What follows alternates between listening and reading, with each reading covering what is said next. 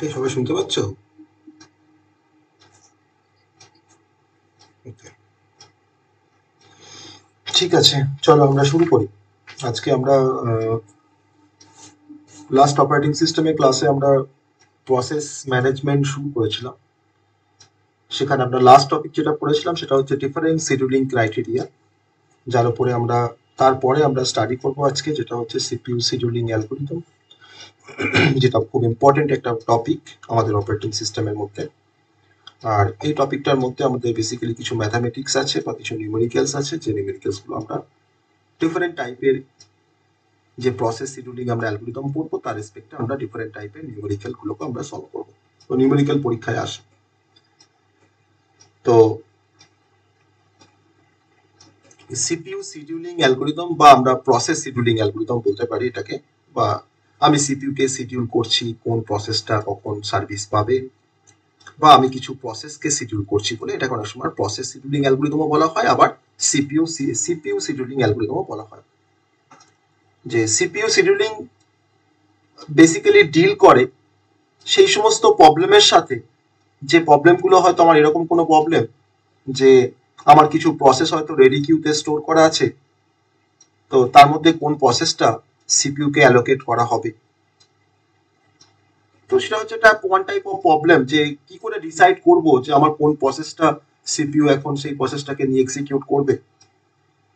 তো তার জন্য আমরা শিডিউলিং অ্যালগরিদমকে আমরা ব্রডলি ক্লাসিফাই করেছি টু টাইপে।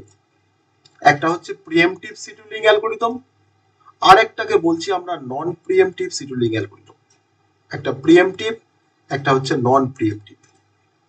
তাহলে ফার্স্টে আমরা একটু দেখে নেবো যে প্রিএমটিভ কাকে প্রিএমটিভ শিডিউলিং অ্যালগরিদম বলা হয় আর কাকে বা নন প্রিএমটিভ শিডিউলিং অ্যালগরিদম বলা হয়। আর নর্মালি যদি আমরা সিপিইউ শিডিউলিং অ্যালগরিদমকে যদি আমরা ডিভাইড করতে চাই, তাহলে আমি এখানে 6 টাইপের আমরা সিপিইউ শিডিউলিং অ্যালগরিদমের কথা আমরা জানতে পারবো বা পড়বো এর পরে। তো সবগুলো যদি আমাদের সিলেবাসে নেই, তো যেগুলো আমরা পড়বো সিপিইউ শিডিউলিং অ্যালগরিদমের মধ্যে, যেমন FCFS scheduling algorithm, okay, shortest job first scheduling algorithm, যেগুলো আমার সিলেবাসে আছে।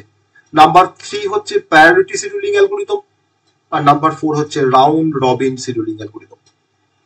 তো multi level feedback queue scheduling algorithm আমাদের সিলেবাসে নেই, বা multi level queue scheduling algorithm আমাদের সিলেবাসে নেই। আর এর সাথে অ্যাডিশনালি আমরা আরেকটা এই শর্টেস্ট জব ফাস্টের রেসপেক্টে আমরা আরেকটা পড়বো, সেটা হচ্ছে শর্টেস্ট রিমেনিং টাইম ফাস্ট, এসআরটিএফ। এসআরটিএফটাও কিন্তু আমরা স্টাডি করবো আমাদের অ্যাজ এ শিডিউলিং অ্যালগরিদম।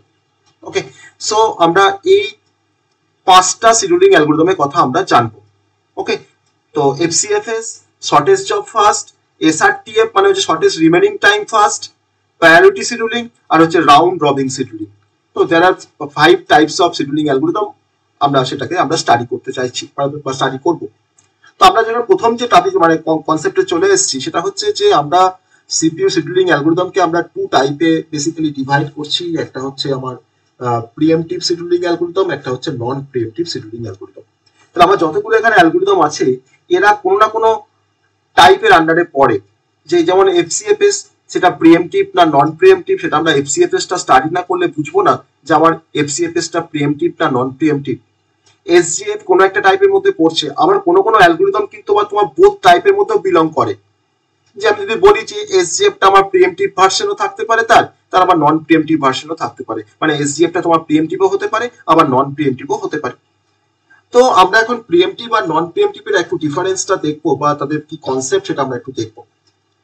তো প্রিএম্পট কথাটার অর্থ হচ্ছে, যদি বাংলা কথা বলি, প্রিএম্পট কথাটার অর্থ হচ্ছে যে প্রিএম্পট করা মানে হচ্ছে ছাড়িয়ে নিয়ে আসা। ওকে, প্রিএম্পট করা মানে হচ্ছে যে কোত্থেকে তুলে নিয়ে আসা বা ছাড়িয়ে নিয়ে আসা। হয়তো ধরো হয়তো আমি একটা হয়তো বিস্কিট খাচ্ছি, তুমি আমার কাছ থেকে বিস্কিটটাকে তুমি নিয়ে তুমি হয়তো খেতে শুরু করলে, দ্যাট ইজ আ প্রিএমটিভ, মানে প্রিএম্পট করা। এটাকে এটা প্রিএমটিভ না, এটা প্রিএম্পট, ছাড়িয়ে নিয়ে চলে আসছি। ওকে, আর নন প্রিএমটিভ মানে যেখানে হয়তো আমরা ছাড়িয়ে আনতে পারবো না, তাকে আমরা বলছি নন প্রিএমটিভ। তাহলে আমাদের এটা আমরা প্রসেস শিডিউলিং এর রেসপেক্টে আমরা কিভাবে এটাকে এক্সপ্লেন করবো, তো সেটা আমি একটু জাস্ট বলবো। দেখো, তো ফার্স্ট তোমার চলে আসি নন প্রিএমটিভ শিডিউলিং অ্যালগরিদমের কনসেপ্টে। নন প্রিএমটিভ, প্রথমটা হচ্ছে নন প্রিএমটিভ, খুব ভাইটাল একটা কনসেপ্ট। প্রিএমটিভ আর নন প্রিএমটিভ আমরা প্রত্যেকটা অ্যালগরিদম যখন আমরা স্টাডি করবো ইন্ডিভিজুয়ালি, তখন সেই অ্যালগোরিদমগুলো আমার প্রিএমটিভ না নন প্রিএমটিভ তার উপর অনেক কিছু ডিপেন্ড করবে, তারপর অনেক কিছু ক্যালকুলেশন ডিপেন্ড করে। তো ফার্স্ট চলে আসি নন প্রিএমটিভ। তো নন প্রিএমটিভ শিডিউলিং অ্যালগোরিদমের ক্ষেত্রে যদি কোনো একটা প্রসেসকে আমি সিপিইউ কে অ্যালোকেট করি, তাহলে সিপিইউ সেই প্রসেসটাকে তাকে এক্সিকিউট কমপ্লিট করে তারপরেই কিন্তু সিপিইউ আবার কোনো প্রসেসকে টেক আপ করতে পারবে। তারপরে আমি সিপিইউ কে প্রসেস P1 কে হয়তো দিলাম, আমি সিপিইউ কে একটা প্রসেসকে অ্যালোকেট করলাম, সেই প্রসেসটা হচ্ছে সাপোজ P1। তাহলে এই P1টা তাকে যখন আমি অ্যালোকেট করেছি, যদি আমাদের নন প্রিএমটিভ শিডিউলিং হয় তাহলে সিপিইউ কিন্তু প্রসেস 1টাকে প্রথমে কমপ্লিট করবে, তার যতক্ষণ তার বাস টাইম দরকার তাকে কমপ্লিশন করার পরই কিন্তু সিপিইউ হয়তো আর একটা কোনো প্রসেসকে সে টেক আপ করতে পারবে, যদি নন প্রিএমটিভ শিডিউলিং হয়। মানে আমরা সিপিইউর কাছ থেকে কোনো প্রসেসকে আমি ছাড়িয়ে আনতে পারছি না, যতক্ষণ না সে কমপ্লিট হচ্ছে ততক্ষণ কিন্তু তাকে আমি ছাড়িয়ে আনতে পারছি না সিপিইউর কাছ থেকে। তাহলে P1 কে যখন এক্সিকিউট করছে সিপিইউ, সেই সময় যদি কোনো হাই প্রায়োরিটি যদি কোনো প্রসেস আসে, তাও কিন্তু সিপিইউ P1 কে ছেড়ে সে কিন্তু P2 কাছে আসবে না বা সেই হাই প্রায়োরিটি প্রসেসের কাছে যাবে না, যতক্ষণ না P1 এর কমপ্লিশন হচ্ছে। তাকে আমরা বলছি নন প্রিএমটিভ।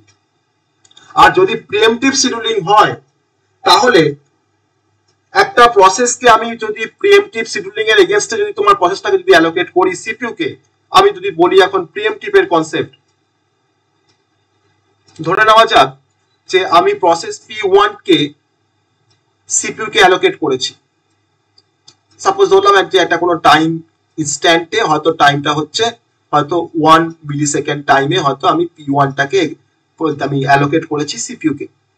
তাহলে সিপিইউ এখন আমি বললাম যে P1টার এক্সিকিউশন হতে তোমার সময় লাগে, আমি ধরলাম যে 5 মিলি সেকেন্ড, তার বাস টাইমটা কিন্তু 5 মিলি সেকেন্ড। এবার সিপিইউ আমার প্রসেস P1 কে নিয়ে এক্সিকিউট করছে, 2 মিলি সেকেন্ড এক্সিকিউট করেছে P1 কে। তো দাদা তো P1 তো কমপ্লিট হয়নি এখনো, তার তো এখনো 3 মিলি সেকেন্ড দরকার এক্সিকিউশন কমপ্লিট করতে।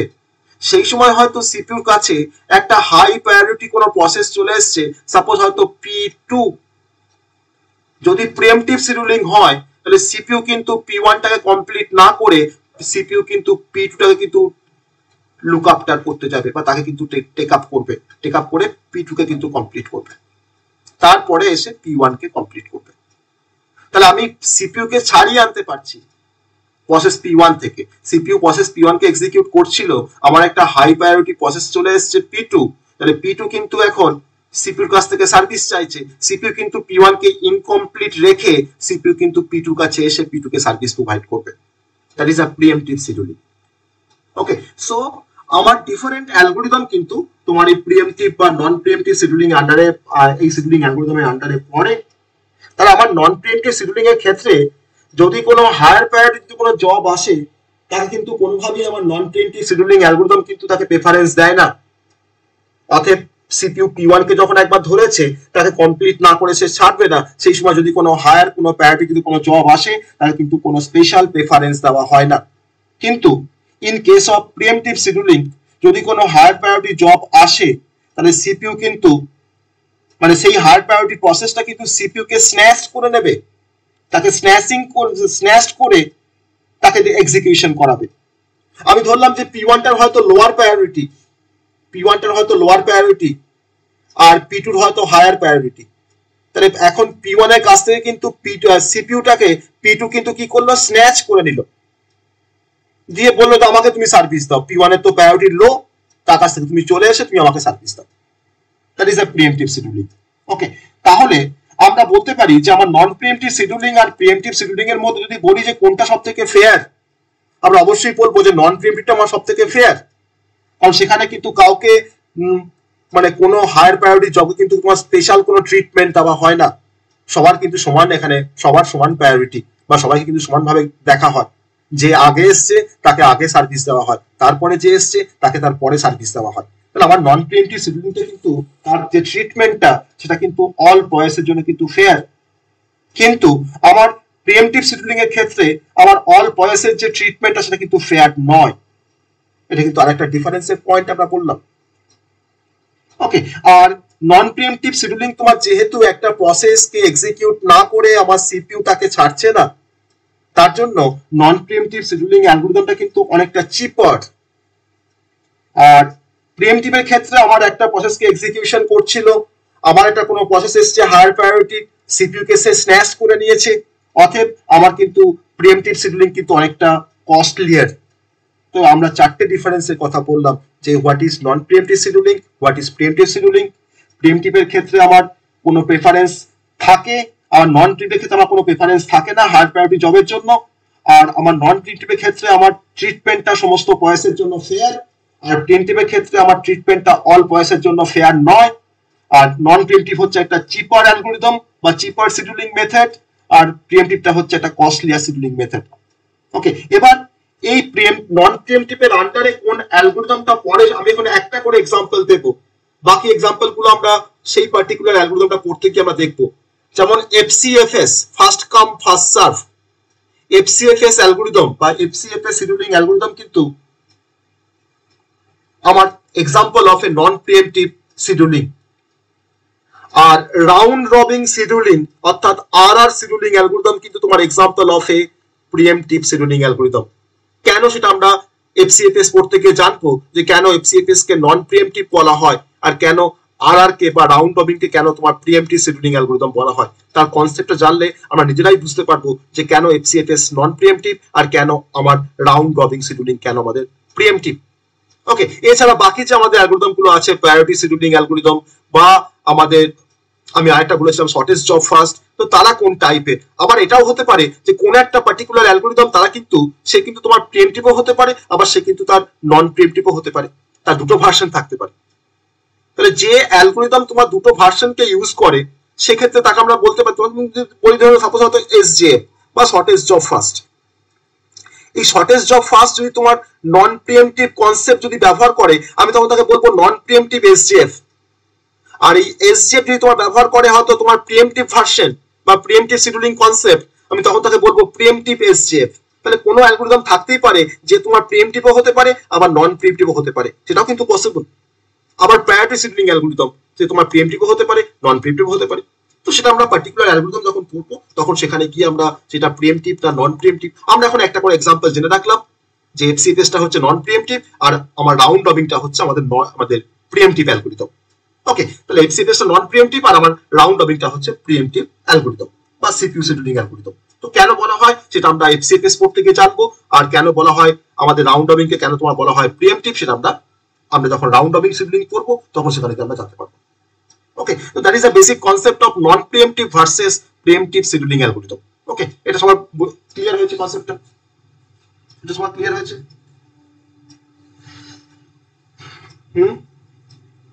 এবার আমরা খুব ইজি কনসেপ্ট, মানে আমি যেভাবে বললাম আশা করি সবাই বুঝতে পেরেছো, মানে বোঝা উচিত, ঠিক আছে? মানে এর থেকে সহজভাবে হয়তো আর বলা যায় না যেভাবে আমি এক্সপ্লেন করলাম। আমরা এবার চলে আসবো এফসিএফএস এর কনসেপ্ট, আমাদের প্রথম শিডিউলিং অ্যালগরিদম যার নাম হচ্ছে এফসিএফএস, যাকে আমরা ফার্স্ট কাম ফার্স্ট সার্ভ অ্যালগরিদমও বলতে পারি। First come first serve CPU scheduling algorithm, অবশ্যই একটা সিপিইউ শিডিউলিং অ্যালগরিদম, খুব ইম্পর্টেন্ট একটা অ্যালগরিদম। তো আমরা সেই কনসেপ্টটা, তার ডিটেইলস কনসেপ্ট আমরা জানবো। ওকে, এফসিএফএস এর আমরা ডিটেইল কনসেপ্টটা আমরা দেখবো এলাবোরেটলি, সিপিইউ শিডিউলিং অ্যালগরিদম। তো আমরা চলে যাই এফসিএফএস এর কনসেপ্টে। সবথেকে সিম্পলেস্ট যত শিডিউলিং অ্যালগরিদম আছে সবার থেকে সিম্পলেস্ট হচ্ছে আমার এফসিএফএস শিডিউলিং। ওকে, সব থেকে সিম্পলেস্ট অ্যালগরিদম আমি প্রথমেই লিখতে পারি যে it is the simplest of all the scheduling algorithm. It is the simplest of all the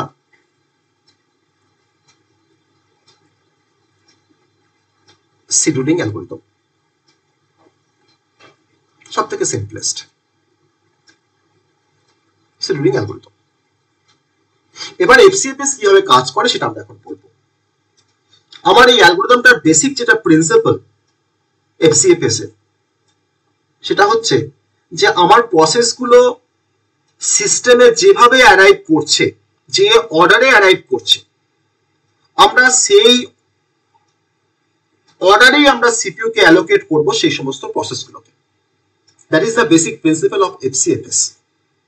আমার কাছে সিস্টেম হচ্ছে, এটা আমার কাছে একটা সিস্টেম, এটা আমার কাছে একটা সিস্টেম। আমার কাছে ধরো প্রসেস P1 প্রথমে এসছে, অ্যারাইভ করেছে প্রসেস P1, তারপরে হয়তো প্রসেস P2 এসছে, তারপরে হয়তো প্রসেস P3 এসছে। আমি কিন্তু সিপিইউ কে যখন অ্যালোকেট করব এই প্রসেসগুলোকে, তখন অপারেটিং সিস্টেম কিন্তু প্রথমে, এটা আমার সিস্টেম, তখন আমার ওএস কিন্তু ফার্স্টে P1 কে অ্যালোকেট করবে সিপিইউ কে। P1 এ যখন এক্সিকিউশন যখন ওভার, তখন সিপিইউ আমার অপারেটিং সিস্টেম অ্যালোকেট করবে P2 কে। তারপরে P2 যখন ওভার, তখন P3 কে অ্যালোকেট করবে অপারেটিং সিস্টেম, কাকে? না সিপিইউ কে। তাহলে আমরা যে অর্ডারে আমার প্রসেসগুলো এসছে, প্রথমে P1 এসছিল, আমি P1 কে ফার্স্টে দিয়েছি সিপিইউ কে, তারপরে P2 এসছিল, তারপর আমি P2 কে তোমার দিয়েছি সিপিইউ কে, আর তারপরে P3 এসছিল, তারপর আমি P3 কে তোমার দিয়েছি সিপিইউ কে। তাহলে আমার যে অর্ডারে আমার প্রসেসগুলো এসছে, সেই অর্ডারে কিন্তু আমরা সিপিইউ কে অ্যালোকেট করেছি আমার প্রসেসগুলোকে। তাহলে এই যে প্রিন্সিপালটা যে ফলো করে, তার নামই হচ্ছে first come first serve algorithm বা এফসিএফএস অ্যালগরিদম। আবার আমি অন্যদিকে বলতে পারি যে যে প্রসেসটা আমার সিস্টেমে ফার্স্ট অ্যারাইভ করেছে, তাকে আমি সিপিইউ কে ফার্স্ট অ্যাসাইন করছি। বা আমার রেডি কিউতে তোমার প্রথম যে প্রসেসটা অ্যারাইভ করেছে, তাকেই আমরা ফার্স্ট সিপিইউ কে অ্যাসাইন করছি। ওকে, তো আমরা এফসিএফএস এর ক্ষেত্রে আমরা আরেকটা এখানে ক্যারেক্টারিস্টিক বা তার যে প্রিন্সিপালটা আমরা বললাম, সেটা হচ্ছে the process which arrives first in the ready queue. আমরা পড়েছি ready queue concept. In the ready queue, in the ready queue is firstly assigned the CPU. Okay, is firstly assigned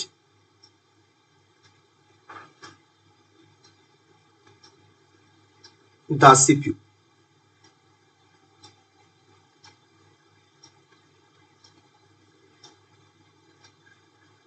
Assigned the CPU. Okay, so তাহলে CPU এখন আমার ready Q থেকে একটা করে প্রসেসকে নেবে, execute করবে, কমপ্লিট করবে, দেন আবার নেক্সট প্রসেসটাকে নেবে। তাহলে আমার এখানে রেডি কিউটা ওয়ার্ক করছে, কাজ করছে যে অর্ডারে, সেটা হচ্ছে ফার্স্ট ইন ফার্স্ট আউট অর্ডারে সে কাজ করছে, বা ফার্স্ট ইন ফার্স্ট আউট বা ফার্স্ট কাম ফার্স্ট সার্ভ এফসিএফএস, বা আমরা ফিপো বলতে পারি। First in first out order maintain করছে কে? না আমার রেডি কিউটা। এবার আমার যদি কোনো প্রসেস, হয়তো এমনও কোনো সিচুয়েশন আসতে পারে যে হয়তো আমার সিস্টেমে একসাথে দুটো প্রসেস সেম টাইমে চলে এসছে, এটাও তো অকার করতে পারে আমার সিস্টেমে কোনো কোনো সময়, যে হয়তো আমার সিস্টেমে তোমার যে সময় হয়তো প্রসেস P1 এসছে, সেই সময়ই হয়তো প্রসেস P2 এসছে, একই সময়, ধরো এরা সবাই দুজনেই হয়তো 1 মিলিসেকেন্ড টাইমে এসছে। তাহলে এখন অপারেটিং সিস্টেম আমার সিপিইউ কে কোন প্রসেসটা অ্যালোকেট করবে, that is a vital factor. তাহলে আমার এখানে একটা অ্যারাইভেল টাইমের একটা গল্প রয়েছে, যে আমার P1 এর অ্যারাইভেল টাইম 1 মিলিসেকেন্ড, আমার P2 হচ্ছে অ্যারাইভেল টাইমটা হচ্ছে 1 মিলিসেকেন্ড। তাহলে দুজনেই এখন সেম টাইমে এসছে, বা সেম টাইমে সিস্টেমে অ্যারাইভ করেছে, বা সেম টাইমে আমার রেডি কিউতে অ্যারাইভ করেছে। তাহলে এখন কাকে আমি প্রথম সার্ভিস দেব, বা কোন প্রসেসটাকে আমি এখন সিপিইউর কাছে পাঠাবো? এখন ওএস কিন্তু খুব চিন্তিত। তখন ওএস একটা তার রেমেডি মানে বের করলো, যে এই দুটো প্রসেসের তো তাদের তো ডিফারেন্ট বাস টাইম আছে। যে প্রসেস P1 এর হয়তো এক্সিকিউশন হতে তোমার সময় লাগে 5 মিলিসেকেন্ড, আর প্রসেস P2 হয়তো এক্সিকিউশন হতে তোমার সময় লাগে হয়তো 2 মিলিসেকেন্ড। তখন অপারেটিং সিস্টেম ঠিক করলো যে দুটো প্রসেস যেহেতু একসঙ্গে এসছে, তাহলে এই দুটো প্রসেসের মধ্যে কার সব থেকে কম সময় লাগছে এক্সিকিউশন হতে, তাকে সিপিইউ কে দিয়ে ফার্স্ট সার্ভিস দেওয়াতে, বা তাকে কিন্তু সিপিইউ কে ফার্স্ট অ্যালোকেট করলো। তাহলে P2 এখন দেখো বাস টাইম তোমার 2 মিলিসেকেন্ড, আর P1 এর বাস টাইম 5 মিলিসেকেন্ড। অতএব P2 তোমার এক্সিকিউশন টাইমটা কম লাগে সিপিইউর কাছ থেকে এক্সিকিউশন হতে। এখন কিন্তু অপারেটিং সিস্টেম P2 কে ফার্স্টে পাঠালো সিপিইউর কাছে। P2 যখন এক্সিকিউশন যখন কমপ্লিট, তখন P1 কে পাঠাচ্ছে সিপিইউ কাছে। তো বেসিক্যালি আমরা বলতে পারি যে যখন দুটো প্রসেস যখন টাই হয়ে যায়, টাই মানে হচ্ছে তারা কিন্তু একই টাইমে সিস্টেমে অ্যারাইভ করেছে, তখন তাদের মধ্যে সব থেকে তোমার যেটা সব থেকে স্মলার প্রসেস তাকে ফার্স্ট এক্সিকিউট করা হয়। ওকে, আমি এখানে বাস টাইমের এক্সাম্পল দিলাম। এবার প্রত্যেকটা প্রসেসের তো একটা করে আইডি থাকে। আমরা তো পড়েছি পিসিবি যখন পড়েছিলাম তখন প্রত্যেকটা প্রসেসের একটা করে ইউনিক আইডি দেওয়া থাকে। আমি ধরলাম যে প্রসেস P1 টার হয়তো আইডি হচ্ছে P001 আর প্রসেস P2 তোমার আইডি ধরলাম ফর এক্সাম্পল যে P004। আবার এটাও ঠিক করা হয়, আবার ওএস কিন্তু এরকম ভাবে ডিসাইড করে যে যার সব থেকে স্মলার প্রসেস আইডি সে প্রথম এক্সিকিউট হবে। তাহলে আমার P001 আর P004 এর মধ্যে সব থেকে স্মলার তোমার প্রসেস আইডি কার? না P001 এর। তখন কিন্তু সিপিইউ আমার ওএস তখন কিন্তু এটাও ডিসাইড করতে পারে যে P001 টা যেহেতু P1 এর প্রসেস আইডি, অর্থাৎ P1 ফার্স্টে সার্ভিস পাক, তারপরে P2 সার্ভিস পাক। তো আমরা কিন্তু বেসিক্যালি তোমার চুজ করব যার সব থেকে লোয়ার স্মলার আইডি, তাকেই সিপিইউ কিন্তু ফার্স্ট সার্ভিস দেবে, তাকে কিন্তু ওএস সিপিইউ কে অ্যালোকেট করবে। ওকে, সো তাহলে আমরা বুঝতে পারলাম যে যে প্রসেসটা আমার আগে আসছে সেই প্রসেসটাকে এক্সিকিউট না করে আমার সিপিইউ কিন্তু নেক্সট প্রসেসটাকে টেক আপ করতে পারবে না বা টেক আপ করবে না। তাহলে আমার এই এফসিএফএস শিডিউলিং এর নেচারটা কার মতন? নন প্রিএমটিভ না প্রিএমটিভ এর মতন? আমরা কি বুঝতে পারছি যে P1 P2 P3 এসছে আমার সিস্টেমে, P1 প্রথমে এসছে, P2 তার পরে এসছে, P3 তার পরে এসছে। তাহলে এখন P1 কে এক্সিকিউট না করে সিপিইউ নিশ্চয়ই P2 কে এক্সিকিউট করবে না, আবার সিপিইউ P2 কে এক্সিকিউট না করে নিশ্চয়ই P3 কে এক্সিকিউট করবে না। তাহলে অবশ্যই আমার যে নেচার সেটা কিন্তু অবশ্যই আমার নন প্রিএমটিভ নেচার। তাহলে এফসিএফএস অ্যালগরিদম সবসময় কিন্তু নন প্রিএমটিভ হয় ইন নেচার। তাহলে কেন এফসিএফএস কে নন প্রিএমটিভ বলা হয় তার রিজনটা আমরা বুঝতে পারলাম যে কেন এফসিএফএস এর নেচারটা কেন নন প্রিএমটিভ।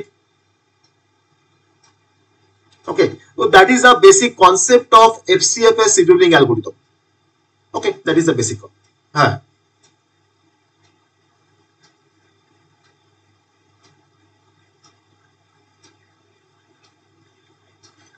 আমি কি বললাম, কোনটা আমি চুজ করব বললাম? আইডিটা। ওকে, আমরা চুজ করব আইডিটা। আমি দুটো এক্সাম্পল দিলাম যে দু রকম ভাবে হতে পারে, কিন্তু আমরা চুজ করছি এফসিএফএস এর ক্ষেত্রে কোনটা চুজ করা হয় না আইডি দিয়ে, যার সব থেকে লোয়ার আইডি তাকে চুজ করা হয় ফার্স্ট, যে সে ফার্স্ট সিপিইউ কাছ থেকে সার্ভিস হবে। ওকে, হ্যাঁ হ্যাঁ হ্যাঁ, অবশ্যই অবশ্যই। ওএস ডিজাইনার নয়, ওএস তোমার এফসিএফএস ইউজ করে তাকে কিন্তু ফার্স্টে P1 টাকে সার্ভিস দিতে হবে। ওএস তো একটা পার্টিকুলার কোনো অ্যালগরিদম ব্যবহার করবে, সেটা এফসিএফএস হতে পারে, সেটা তোমার হয়তো প্যারাডি শিডিউলিং হতে পারে বা এসজেএফ হতে পারে। তো সে যে টাইপের অ্যালগরিদম ব্যবহার করবে তার যেটা প্রিন্সিপাল, তার যেটা রুলস, তার যেটা নর্মস, তাকে অবশ্যই সেটা ফলো করতে হবে, সেটা সে ফলো করবে। ওকে, সো এটা হচ্ছে basic introduction of a FCFS scheduling algorithm.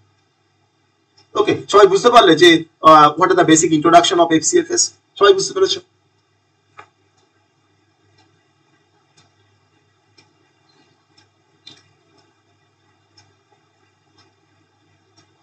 এবার আমরা এফসিএফএস এর কিছু অ্যাডভান্টেজ, কিছু ডিসঅ্যাডভান্টেজ আমরা এফসিএফএসটা পড়ে নিই, তারপরে আমরা দেখবো। আমরা এখন থেকে অ্যাডভান্টেজ আমরা কিছু বুঝতেও পারবো না, বা ডিসঅ্যাডভান্টেজ আমরা কিছু এখন কিছু বুঝতেই পারবো না, আগে আমরা দেখি। তো আমরা এখন যেটা দেখবো, একটা খুব ছোট্ট একটা এক্সাম্পল আমরা দেখবো এফসিএফএস এর থ্রু দিয়ে কিভাবে আমরা শিডিউলিং করছি। আর আমাদের কিন্তু বেসিক্যালি মানে শিডিউলিং অ্যালগরিদম গুলো কিন্তু আমাকে পারফরমেন্স গুলোকে মেজার করতে হয়, আর পারফরমেন্স গুলোকে মেজার করার জন্যই কিন্তু আমরা শিডিউলিং ক্রাইটেরিয়া পড়েছিলাম আগের দিন, যার থ্রু দিয়ে আমরা কিন্তু প্রতিটা অ্যালগরিদমের আমরা পারফরমেন্স গুলোকে মেজার করতে পারি। ওকে, সো আমরা এখন একটা ছোট্ট একটা এক্সাম্পল নেব, যে এক্সাম্পলের মধ্যে আমরা দেখবো যে আমার এফসিএফএস কিভাবে কাজ করে। ওকে, এফসিএফএস কিভাবে কাজ করে আমরা একটা ছোট্ট এক্সাম্পলের থ্রু দিয়ে আমরা দেখবো। সিম্পল একটা প্রবলেম বা প্র্যাকটিস প্রবলেম অন এফসিএফএস, যেখান থেকে কিন্তু আমাদের টপিকটা আবার শুরু হচ্ছে। অ্যাকচুয়ালি আমরা প্র্যাকটিস প্রবলেম থেকে কিন্তু আমরা বুঝবো কিভাবে আমার এফসিএফএস কাজ করছে। ওকে, প্র্যাকটিস প্রবলেম।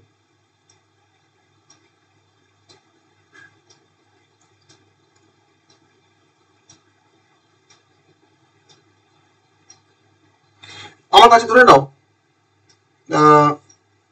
তিনটে প্রসেস দেওয়া আছে, আমার এরকম ভাবে তিনটে প্রসেস দেওয়া আছে। আমার একটা কলাম হচ্ছে প্রসেস, একটা টেবিল তৈরি করছি, ধরো না একটা, ধরো হচ্ছে সিপিইউ বাস টাইম। বাস টাইমটা আমাকে বলা আছে in a millisecond, in millisecond. Okay, আমার প্রসেস একটা কলাম আর সিপিইউ বাস টাইম হচ্ছে আরেকটা কলাম। এবার আমরা এখানে তিনটে প্রসেসকে নিয়ে আমরা কাজ করছি। আমার কনসিডার করা তিনটে প্রসেস আছে, P1, P2 আর হচ্ছে P3, তিনটে আমার প্রসেস আছে।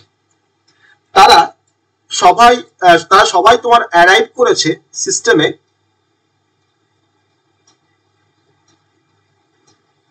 arrive at time 0। তারা সবাই তোমার টাইম 0 তারা অ্যারাইভ করেছে সিস্টেম। ওকে, এবার P1 তার বাস টাইম হচ্ছে তোমার 24 মিলিসেকেন্ড, P2 তার বাস টাইম হচ্ছে P2 তার বাস টাইমটা তোমার ধরে নাও হচ্ছে 3 মিলিসেকেন্ড, আর P3 তার বাস টাইমটা হচ্ছে তোমার 3 মিলিসেকেন্ড। তাহলে বাস টাইম মানে P1 এক্সিকিউশন হতে সিপিইউর কাছ থেকে তার 24 মিলিসেকেন্ড টাইম দরকার, P2 তার 3 মিলিসেকেন্ড টাইম দরকার, আর P3 তার 3 মিলিসেকেন্ড টাইম দরকার। তাহলে আমরা এখানে দুটো কেসকে কনসিডার করব। কনসিডার নাও টু কেসেস, দুটো কেসকে আমরা এখানে কনসিডার করব, টু কেসেস। ওকে, তো কেসটা হচ্ছে এরকম, কেস নাম্বার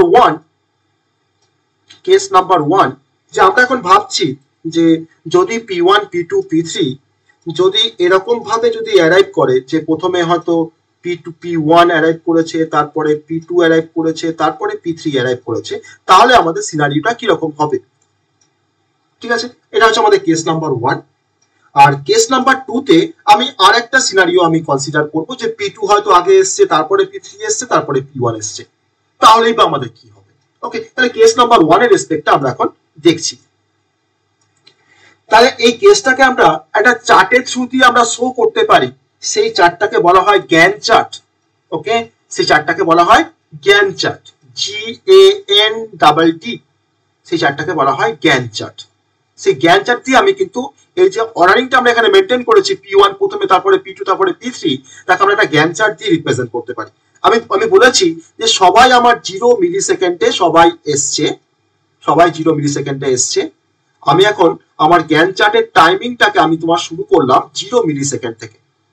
ঠিক আছে, 0 মিলিসেকেন্ড কোনো টাইমই নয়, 0 মিলিসেকেন্ড টাইম থেকে আমি শুরু করেছি। তাহলে প্রথমে আমার কি এসছে, প্রসেস P1। আমার তো এই কেস নাম্বার 1 আমি প্রথমে কাকে নিয়ে এসেছি, P1 কে নিয়ে এসেছি। তাহলে P1 তার এক্সিকিউশন হতে কতটা সময় লাগে, 24 মিলিসেকেন্ড। তাহলে আমার 0 থেকে আপ টু 24 মিলিসেকেন্ড পর্যন্ত আমার P1 এক্সিকিউশন করবে সিপিইউর হেল্প নিয়ে, বা সিপিইউ P1 কে তোমার 24 মিলিসেকেন্ড এক্সিকিউট করবে। তাহলে 0 থেকে আপ টু 24 পর্যন্ত। তারপরে কি এসছে P2, তাহলে আমার P1 টা এক্সিকিউশন কমপ্লিট হয়ে গেল তোমার 24 মিলিসেকেন্ডে, তারপর তোমার এসছে P2। তাহলে P2 তার তো তোমার 3 মিলিসেকেন্ড টাইম দরকার। তাহলে আমার এরপরে তোমার এই যে ভ্যালুটা তোমার কত আসবে, 27। আবার P2 পর তোমার P3 আসছে আমার এই অর্ডারিং এ, তাহলে P3 ক্ষেত্রে আমার দেখো তার টাইম লাগছে তোমার কত, 3। তাহলে কত আসছে আমার P3 এখন কমপ্লিট হচ্ছে তোমার কত, 30 মিলিসেকেন্ডে গিয়ে, তাই তো। তাহলে এই চার্টটাকেই বলা হয় গ্যান চার্ট, যে আমি আমার অর্ডারিংটা ফলো করে আমার কোন প্রসেসটা কতটা সময় নিচ্ছে বা কিভাবে তারা কাজ করছে বা তাদের তোমার টাইম ডিউরেশনটা কি, সেটা আমরা বের করতে পারছি গ্যান চার্টের থ্রু দিয়ে। এবার যদি আমি যদি তোমাকে বলি যে এই প্রত্যেকটা প্রসেসকে কতটা করে টাইম থেকে ওয়েট করতে হয়েছে, আমি এখন তাদের ওয়েটিং টাইমটা বের করব। আমি প্রসেস P1 এর ওয়েটিং টাইম বের করব, আমি প্রসেস P2 এর ওয়েটিং টাইম বের করব, আমি প্রসেস P3 এর ওয়েটিং টাইম বের করব। সবাই কিন্তু টাইম 0 তে এসছে, তাহলে এখন প্রসেস যদি বলি যে waiting time of process P1, তাহলে আমাকে বলো যে ওয়েটিং টাইমটা P1 এর জন্য কত হবে, P1 কে কতটা টাইম ওয়েট করতে হয়েছে।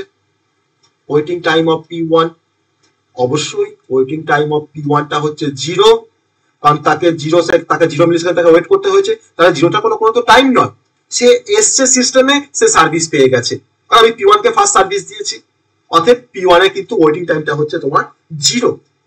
আমি যদি বলি ওয়েটিং টাইম অফ P2 এর ওয়েটিং টাইম কত,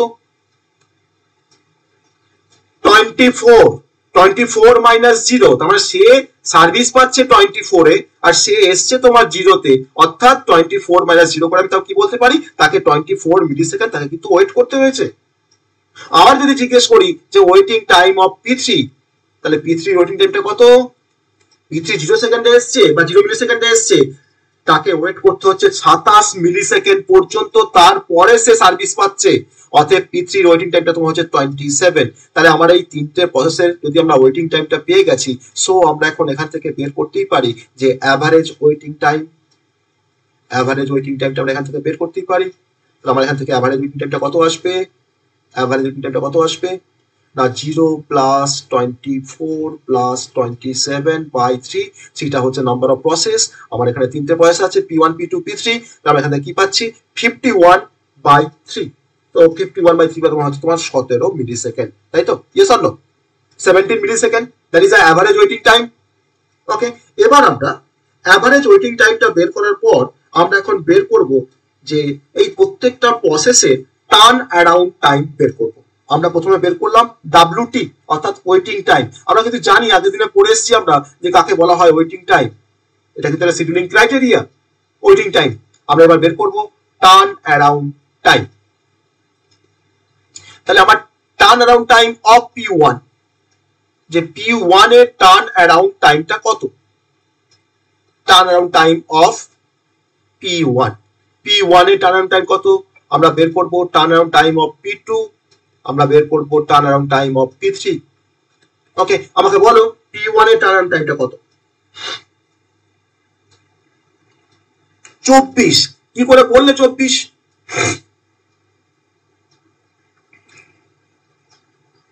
এক্স্যাক্টলি। তাহলে আমি কি বলেছিলাম ফর্মুলাটা? কারণ টাইম মানে কি বলেছিলাম? ফর্মুলাটা কি বলেছিলাম বলো? Completion time minus arrival time. তাহলে কমপ্লিশন টাইমটা হচ্ছে, দেখো P1 দেখো কমপ্লিট হচ্ছে তোমার 24 মিলি সেকেন্ডে, আর P1 তোমার অ্যারাইভ করেছে 0 মিলি সেকেন্ডে। তাহলে 24 - 0 করলে কত হয় না 24। ওকে, P2 টার্ন টাইম কত হবে? P2 কিন্তু অ্যারাইভ করেছে তোমার 0 মিলি সেকেন্ডে, আর P2 তোমার কমপ্লিট করছে কিন্তু তোমার 27 মিলি সেকেন্ডে। সো আমার টার্ন টাইমটা কি হবে? 27 - 0, সো 27। আর P3 প্রসেস P3 তোমার কমপ্লিশন টাইম হচ্ছে তোমার 30, আর সে অ্যারাইভ করেছে দেখো তোমার 0 মিলি সেকেন্ডে, অর্থাৎ P3 তোমার টার্ন অ্যারাউন্ড টাইম কত আসছে? 30 - 0, দ্যাট ইজ 30। সো এখান থেকে আমরা বের করতে পারি average turn around time equals two 24 plus 27 plus 30/3। কত আসছে? 27 মিলি সেকেন্ড। তাহলে আমরা এই কেসের এগেইনস্টে, কেস 1 এর রেসপেক্টে আমরা তার ওয়েটিং টাইমটা বের করতে পেরেছি, আমরা তার টার্ন অ্যারাউন্ড টাইমটা আমরা বের করতে পেরেছি। ওকে, এবার এই কেস 1টার রেসপেক্টে যদি আমরা এটাকে তো দেখলাম, তাহলে আমি ওয়েটিং টাইমটাকে এখানে নোট করছি যে 17 মিলি সেকেন্ড, আর আমি তার টার্ন টাইমটাকে তোমার নোট করছি তোমার 27 মিলি সেকেন্ড। কিন্তু যদি আমার অর্ডারিংটা যদি এরকম হতো, কেস নাম্বার 2 তে যদি আমাদের যদি এরকম যদি অর্ডারিংটা হতো যে ফার্স্টে আমার প্রসেস P1 P2 P3 তোমার অ্যারাইভ করেছে এরকম অর্ডারে, ফার্স্ট তোমার P2 এসছে, তারপরে এসছে P3, তারপরে এসছে P1। তাহলে এই যদি আমরা যদি মেনটেন করতে পারি তাহলে আমাদের কিরকম আসবে? আমি পাশে এখানে একটু গ্যান চার্টটাকে একটু জাস্ট ছোট্ট করে লিখে নিই। P1 এর তোমার বাস টাইম 24, P2 এর বাস টাইম তোমার 3, P3 তোমার বাস টাইমটা হচ্ছে 3, তাই না? শর্টে লিখলাম এখানে প্রসেস আর হচ্ছে বাস টাইম। তাহলে এখন আমাদের গ্যান চার্টটা তৈরি করে ফেলতে হবে। তাহলে গ্যান চার্টটা এখানে কিভাবে আমরা দেখাচ্ছি না, আমার প্রথমে তোমার কোন প্রসেসটা এক্সিকিউশন হবে সিপিইউর কাছ থেকে, না প্রসেস P2। কারণ আমি এখানে তো একটা অর্ডারিং তো ফিক্স করে দিয়েছি, তাই না? P2 তারপর দেখো টাইমটা শুরু হচ্ছে তোমার 0 মিলি সেকেন্ড থেকে, তাহলে P2 তোমার তার টাইম লাগে কতটা? 3 মিলি সেকেন্ড। তাহলে 3 তে গিয়ে আমার P2 তোমার কমপ্লিট হয়ে যাবে, P2 আমার 3 মিলি সেকেন্ডে গিয়ে তোমার কমপ্লিট হয়ে যাবে। তারপরে তোমার দেখো P3 দেখো তোমার তারপর থেকে শুরু হচ্ছে, P2 পর দেখো P3 শুরু হচ্ছে, তাহলে তোমার টাইম লাগে 3 মিলি সেকেন্ড। তাহলে 3 পর 3 করলে কত হয় না 6 হয়, 6, তাই তো 6। এবার আমরা কি করছি, P2 পর কে আসছে, সরি P3, এটা P2 পর P3, তারপরে আসছে P1, তাহলে P1 এ তখন টাইম লাগে কত 24, তাহলে 6 থেকে আমার 24 পর্যন্ত আসলে তোমার আসছে এখানে 30, তাই তো 24 প্লাস 6 মানে তোমার 30 আসছে। এবার আমরা এখানে আবার একইভাবে আমরা ওয়েটিং টাইম বের করব, আমরা একইভাবে আমরা টার্ন অ্যারাউন্ড টাইমটা বের করব এই পার্টিকুলার গ্যান চার্টের জন্য বা এই পার্টিকুলার অর্ডারের জন্য। তো আমরা এখন বের করছি waiting time of waiting time for P2 কত ওয়েটিং টাইমটা আমাকে বলবে, waiting time of P3 R waiting time of P1। বলো ওয়েটিং টাইমটা কি আসছে। P1 কে ফার্স্টে P2 বলছি, P2 এর ওয়েটিং টাইমটা কত 0, P3 এর ওয়েটিং টাইমটা কত 3, সে 3 সেকেন্ড 3 মিলি সেকেন্ড পরে দেখো সার্ভিস পাচ্ছে P3, তাই তাকে এই টাইমটা কিন্তু সে ওয়েট করছে, তারপরে সে সার্ভিস পাচ্ছে, তাই তাকে 3 মিলি সেকেন্ড তাকে কিন্তু ওয়েট করতে হয়েছে, তারপরে সে সার্ভিস পাচ্ছে, তাই এটা ওয়েটিং টাইম। আর P1 এর ওয়েটিং টাইমটা কত 6। তাহলে এখন যদি আমরা অ্যাভারেজ ওয়েটিং টাইমটা বের করতে চাই, দেখো তার মানে আমার 9/3, তাহলে কত হলো 3 মিলি সেকেন্ড। ওকে, তাহলে আমরা ওয়েটিং টাইমটা পেয়ে গেলাম, অ্যাভারেজ ওয়েটিং টাইমটা পেয়ে গেলাম। আমরা আগের কেসে কি পেয়েছিলাম ওয়েটিং টাইমটা 17 ন্যানো মিলি সেকেন্ড। তোমার তো কমছে তো ওয়েটিং টাইমটা, ইয়েস অর নো, কমলো না? আগে তোমার 17 মিলি সেকেন্ড, এখন তোমার হচ্ছে তোমার 3 মিলি সেকেন্ড অ্যাভারেজ ওয়েটিং টাইমটা। তাহলে আমার কোন অর্ডারিংটা ফলো করলে আমার সব থেকে আমার সিস্টেমটা ইফেক্টিভ হবে? অবশ্যই আমার কেস নাম্বার 2, তাই তো, অবশ্যই কেস নাম্বার 2। এবার আমরা চলে আসছি টার্ন অ্যারাউন্ড টাইমের কনসেপ্টে। তো আমরা এখন বের করব তিনটে প্রসেসের জন্য টার্ন অ্যারাউন্ড টাইম, অর্থাৎ TAT for P1, TAT for P2 আর TAT ফর P3। ওকে, তো আমাকে বলো যে P1 এর টার্ন অ্যারাউন্ড টাইম কত? 30 মিলি সেকেন্ড। ওকে, কারণ সে 0 সেকেন্ডে এসছে আর 30 তে তার কমপ্লিশন হয়েছে, সো 30 মাইনাস 0 মানে হচ্ছে 30 মিলি সেকেন্ড। আমি 30 লিখলাম, এখানে পরে ইউনিটটা লিখবো। প্রসেস P2 তার কত? আমি এখানে P3 এর জায়গায় P1 টা বসিয়ে দিচ্ছি, দেখছো? হ্যাঁ, P1 টা 30 বলেছি, P3 জায়গায় বসিয়ে দিচ্ছি। তা বেশ, যাই হোক, তো P1 এ 30, P2 বলে এবার P2 0, P2 3 মাইনাস 0 মানে 3। ওকে, P3 বলো। P3 হচ্ছে আমার 6, তাই তো 6। তাহলে আমরা এখন পাচ্ছি এখানে average turn around time, so 39/3, that is 13 millisecond. Okay, that is 13 millisecond. Okay, তাহলে আমরা আগের কেস নাম্বার 1 আর কেস নাম্বার 2 এর মধ্যে যদি আমরা কম্পারিজন করি, তাহলে আমরা দেখতে পাচ্ছি যে কেস নাম্বার 2 টা হচ্ছে মাচ বেটার দেন কেস 1, তাই তো, মাচ বেটার দেন কেস 1। তাহলে কেস নাম্বার 1 টা কেন বেটার হলো না? কারণ হচ্ছে যে কেস নাম্বার 1 এ আমার দুটো ছোট জব ছিল বা দুটো ছোট প্রসেস ছিল যাদের তোমার বাস টাইম 3 করেছিল, আর প্রসেস P1 এর বাস টাইম ছিল 24। তাহলে দুটো ছোট প্রসেস তারা কিন্তু অনেকক্ষণ ধরে ওয়েট করলো, যতক্ষণ পর্যন্ত P1 টা এক্সিকিউট করছিল ততক্ষণ পর্যন্ত তারা কিন্তু ওয়েট করেছে। তার জন্য আমার ওয়েটিং টাইমটাও বেড়ে গেছে, তার জন্য আমার টার্নারাউন্ড টাইমটা বেড়ে গেছে। কিন্তু কেস নাম্বার 2 তে আমরা কি করলাম না, যে জবগুলো আমার ছোট জব তাকে আমি প্রথমে সার্ভিস দিলাম, তারপরে বড় জবটাকে সার্ভিস দিলাম, যে আমি দেখলাম যে আমার কোনটাতে বেশি সুবিধা হয়। তো আমি তখন দেখতে পেয়েছি যে আমাকে স্ট্যাটিস্টিক্স বলছে যে আমার কেস নাম্বার 2 তে আমার ওয়েটিং টাইমটা ড্রাস্টিক্যালি কমে যাচ্ছে, আর আমার অ্যাভারেজ টার্নারাউন্ড টাইমটাও কিন্তু আমাদের ড্রাস্টিক্যালি কিন্তু কমে যাচ্ছে। তো আমার কেস 2টা অবশ্যই বেটার। তাহলে এই যে ইফেক্টটা, কেস নাম্বার 1 এর যে ইফেক্টটা, যে আমার দুটো ছোট জব আছে আর একটা বড় জব আছে, আমি FCFS কে মেনটেন করতে গিয়ে আমি বড় জবটাকে, তোমার যেহেতু প্রথমে এসছে বড় জবটা, তাকে আমি প্রথমে সার্ভিস দিতে গেলাম, তার জন্য কিন্তু ছোট জবগুলো কিন্তু আমার মার খাচ্ছে, তারা কিন্তু ওয়েট করছে অনেকক্ষণ সময় ধরে, যার ফলে আমার সিস্টেমের পারফরমেন্সটা ডিগ্রেড করছে। তাহলে এই যে আমার কেস 1 এর যে ইফেক্টটা, বা কেস ওয়ানের যে প্রবলেমটা বা কেস ওয়ানের যে ইফেক্টটা, এই ইফেক্টটাকে বলা হয় কনভয় ইফেক্ট। কি বললাম? এই ইফেক্টটার কি নাম বললাম?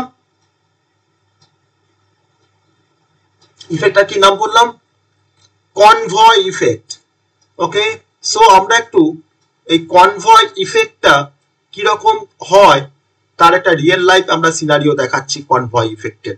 ওকে, কনভয় ইফেক্টের একটা রিয়েল লাইফ সিনারিও আমি দেখাচ্ছি।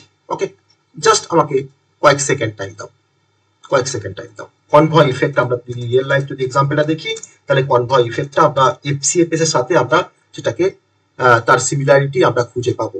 ওকে, কনভয় ইফেক্টটা আমরা একটু দেখছি জাস্ট একবার।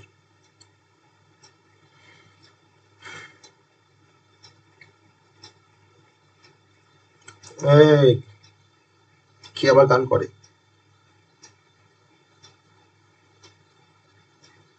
আমি এটা কনভয় ইফেক্টের একটা আমি ছোট্ট একটা ডায়াগ্রাম শেয়ার করছি। ওকে,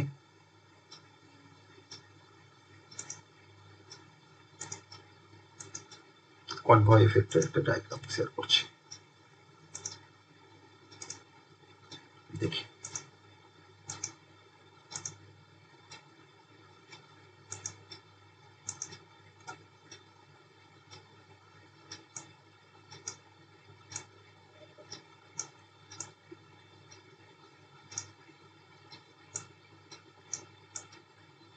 এবার এটাকে একটু ভালো করে অবজার্ভ করো, দিয়ে আমাদের এফসিএফএস এর যে কেস নাম্বার 1টা তার সাথে সিমিলারিটি বের করার চেষ্টা করো। কিছু সিমিলারিটি পাচ্ছ?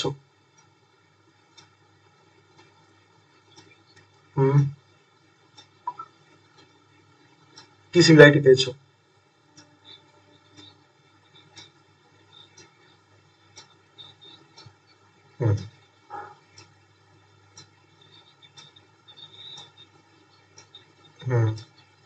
অবশ্যই। তাহলে এখানে যেগুলো সব থেকে ছোট গাড়িগুলো, সেই ছোট গাড়িগুলোকে তোমার লং টাইম ধরে ওয়েট করতে হচ্ছে, কারণ আমার সামনে বড় গাড়িটা ফেসে গেছে, তাই তো? তাহলে কনভয় ইফেক্টে তাহলে আমরা বলতে পারি যে এফসিএফএস সাফারস ফ্রম কনভয় ইফেক্ট। পরীক্ষা কোশ্চেন আসে যে হোয়াট ইজ কনভয় ইফেক্ট।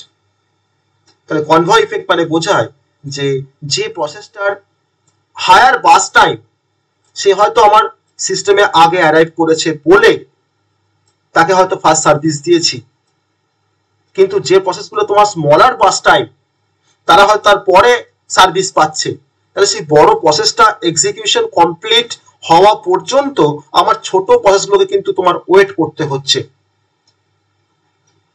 যাতে কিনা আমার সেই লঙ্গার প্রসেসটা কতক্ষণে কমপ্লিট হয়, কতক্ষণে সেই সিপিইউ কে রিলিজ করে, তারপরে আমার ছোট প্রসেসগুলো কাজ করবে বা এক্সিকিউট করতে পারে।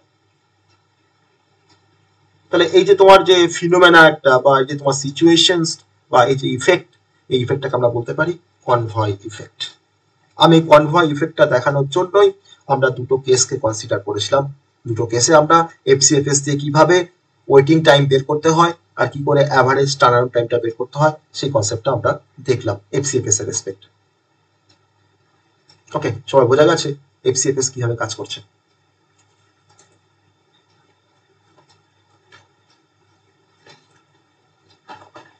অবশ্যই, কিন্তু কেস টু আমার তো এফসিএফএস এর কে মেনটেন করছে না। কেস টু আমার ধরো এফসিএফএস কে তো মেনটেন করছে না, করছে কি?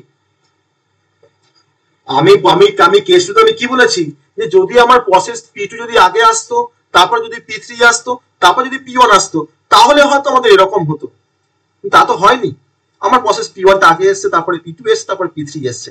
তার জন্য আমরা দুটো অর্ডারিং করে দেখালাম যে যদি ছোট জবগুলো যদি আগে চলে আসে তাহলে কিন্তু কোনো সমস্যা নেই, কিন্তু যখন বড় জবটা যখন প্রথমে চলে আসবে তখনই কিন্তু সমস্যার ব্যাপারটা চলে আসবে। Okay, that is called convoy effect.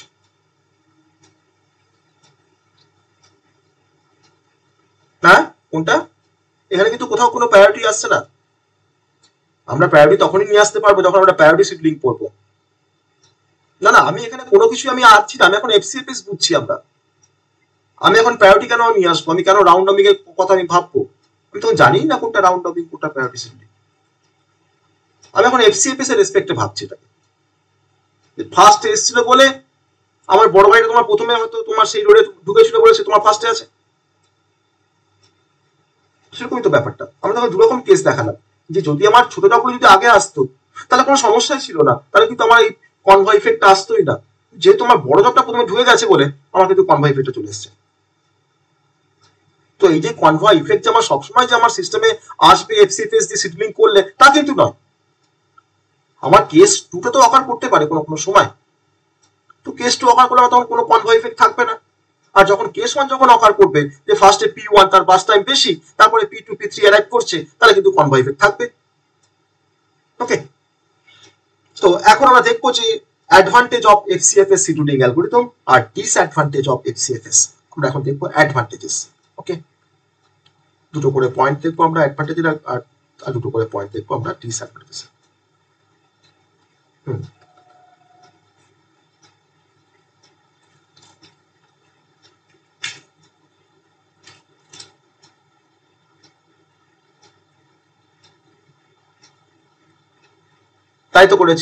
তাই তো করেছি P one P two P three, P one P two P three তিনটে প্রসেস ছিল, তো আমি ধরলাম যেটা আমার ধরো আইডি, ধরো এটা আমার আইডি, সব তোমার লোয়েস্ট আইডি কোনটা কোয়েরি, তাহলে তো পি ওয়ান কে ফার্স্ট সার্ভিস দিয়েছি, তারপর তো পি টু কে, তারপর তো পি থ্রি কে, তাই না? তাই তো করেছি। না, আমি বাস টাইম আমি এখানে করতে পারি না। বাস টাইম দিয়ে যখন করবো তখন তার একটা নাম হয়, তার নাম হচ্ছে এসজেএফ। সেই এসজেএফ এ গিয়ে আমরা বাস টাইম দিয়ে করবো, ঠিক আছে, শর্টেস্ট জব ফার্স্ট। ওকে, সেটা আমরা এসজেএফ এ গিয়ে করবো। তাহলে এখন চলে আসছি advantages of FCFS scheduling algorithm. তো আমরা প্রথম অ্যাডভান্টেজ বলতে পারি it is simple and easy to understand, বলতে পারি তো। ফার্স্ট হচ্ছে it is easy, simple and easy to understand, simple and easy to understand বলতে পারি, ফার্স্ট পয়েন্টটা বলতে পারি। নাম্বার টু, আমরা এই first come first serve FIFO principle ব্যবহার করে কোন ডেটা স্ট্রাকচার?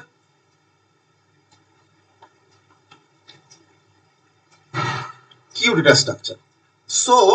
সো যদি আমরা ইমপ্লিমেন্ট করতে চাই এফসিএফএস শিডিউলিং অ্যালগরিদমকে সি দিয়ে বা সি প্লাস প্লাস দিয়ে, তখন আমরা কোন ডেটা স্ট্রাকচার ইউজ করব? আমরা কিউ ইউজ করব। সো ইট ক্যান ইজিলি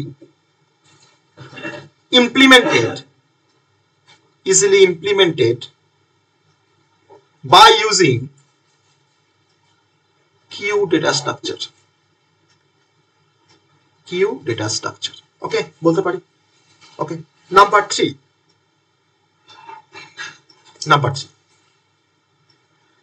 আমার এখানে আরেকটা অ্যাডভান্টেজ আছে আমাদের এফসিএফএস এ। আমরা আর কিছু অ্যাডভান্টেজ পাচ্ছি। হ্যাঁ, আর কি পাচ্ছি?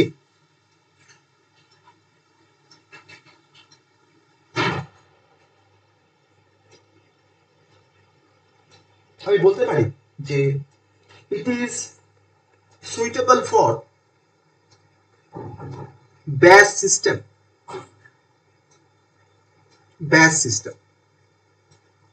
কারণ ব্যাচ সিস্টেমে কি হয়, বা ব্যাচ অপারেটিং সিস্টেমে কনসেপ্টে কি হয় না, আমরা একসাথে অনেকগুলো জবকে আমরা ব্যাচে ইনপুট দিই সিস্টেমকে, তারপর সেই জবগুলো যখন একটা কমপ্লিট হলে আমার হয় না, সবগুলো কমপ্লিট হয়ে যখন বেরোয় আমি তখন তার পারফরমেন্সটাকে মেজার করি, যে কোন একটা পার্টিকুলার জব কোন সময় বেরিয়ে আসছে কমপ্লিশন হয়ে, আমি তাকে কিন্তু আমরা দেখি না। তাহলে এফসিএফএস কিন্তু সেই সমস্ত সিস্টেমের ক্ষেত্রে খুব সুটেবল, যেখানে হয়তো আমরা ব্যাচ অপারেটিং সিস্টেম দিয়ে আমরা কাজ করছি, বা হয়তো আমরা একসাথে মাল্টিপল জবকে আমরা একসাথে একটা কোনো ব্যাচে আমরা ইনপুট দিচ্ছি কোনো সিস্টেমকে, তারপর সিস্টেম হয়তো একটা পার্টিকুলার টাইম পরে আমাকে আউটপুটটা প্রডিউস করছে। তো it is suitable for batch system. আর আমি আর কোনো অ্যাডভান্টেজ পয়েন্ট দেখাচ্ছি না। এবার চলে আসবো আমরা ডিসঅ্যাডভান্টেজ। আমাদের এখানে আরেকটা কনসেপ্ট আছে যার নাম হচ্ছে স্টারভেশন। সেই স্টারভেশনটা আমরা একটু পরে বলবো। ওকে, স্টারভেশনের কনসেপ্টটা আমরা একটু পরে বলবো। স্টারভেশন, ডিসঅ্যাডভান্টেজ কি বলতে পারি আমরা? আমি কিন্তু দেখিয়েছি যে কোনটা আমার ডিসঅ্যাডভান্টেজ। বেশ, বলতে পারি কনভয় ইফেক্টটা আমার একটা disadvantage. It suffers from convoy effect, অবশ্যই একটা ডিসঅ্যাডভান্টেজ যে it suffers from convoy effect. Convoy effect বলতে পারি অবশ্যই। নাম্বার 2 কি বলতে পারি না, আমরা দেখলাম যে কেস নাম্বার 1 এ আমার ওয়েটিং টাইম আর টার্ন টাইমটা অনেকটা বেড়ে গেছে, তাই না? Yes or no? বেড়ে গেছে with compare to the case 2। তাহলে আমি এখানে বলতে পারি যে আমার অ্যাভারেজ ওয়েটিং টাইমটা আমার এখানে মিনিমাল হচ্ছে না। The average waiting time is not minimal. The average waiting time is not minimal. Minimal মানে হচ্ছে মিনিমাম। ওকে, দেখো আমি একটু ভালো কথাই বলছি, minimal. Okay, not minimal.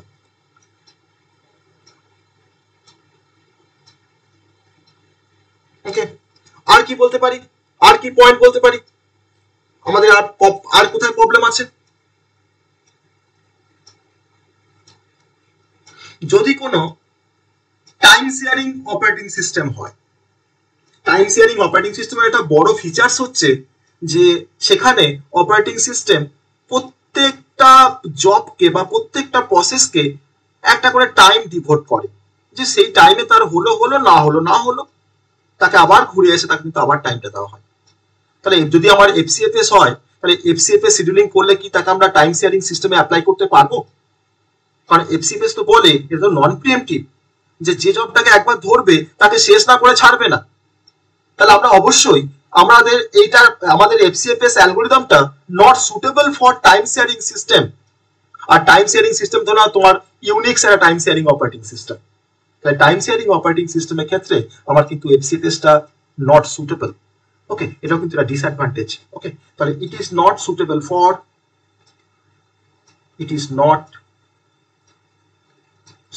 For time sharing operating system. Okay, বা টাইম শেয়ারিং সিস্টেম। ওকে, বা টাইম শেয়ারিং অপারেটিং সিস্টেম। তাহলে আমরা তিনটে করে আমরা অ্যাডভান্টেজের পয়েন্ট দেখলাম, তিনটে করে ডিসঅ্যাডভান্টেজের পয়েন্ট দেখলাম। ক্লিয়ার হয়েছে? এই তিনটে করে পয়েন্ট আমার কাছে ক্লিয়ার হয়েছে যে কেন আমি এটাকে বলছি অ্যাডভান্টেজ আর কেন আমি এটাকে বলছি disadvantage. Okay,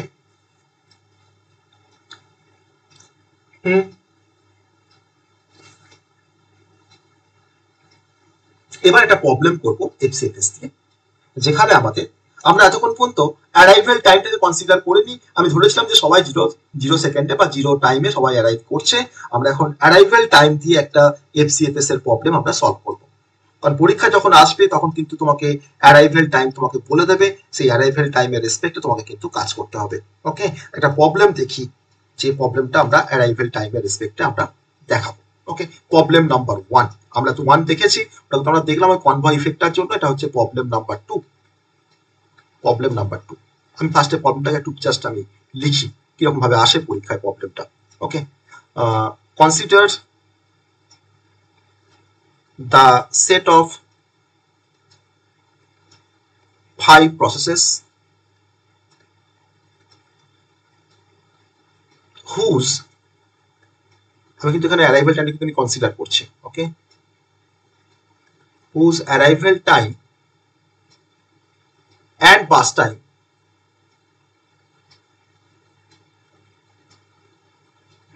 are given below.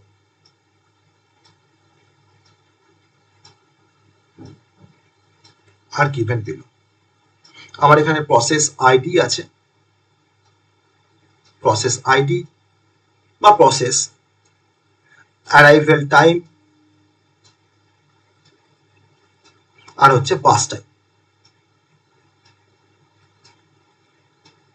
Bus time 5টা প্রসেস আছে কিন্তু P1 থেকে আপ টু P5 পর্যন্ত।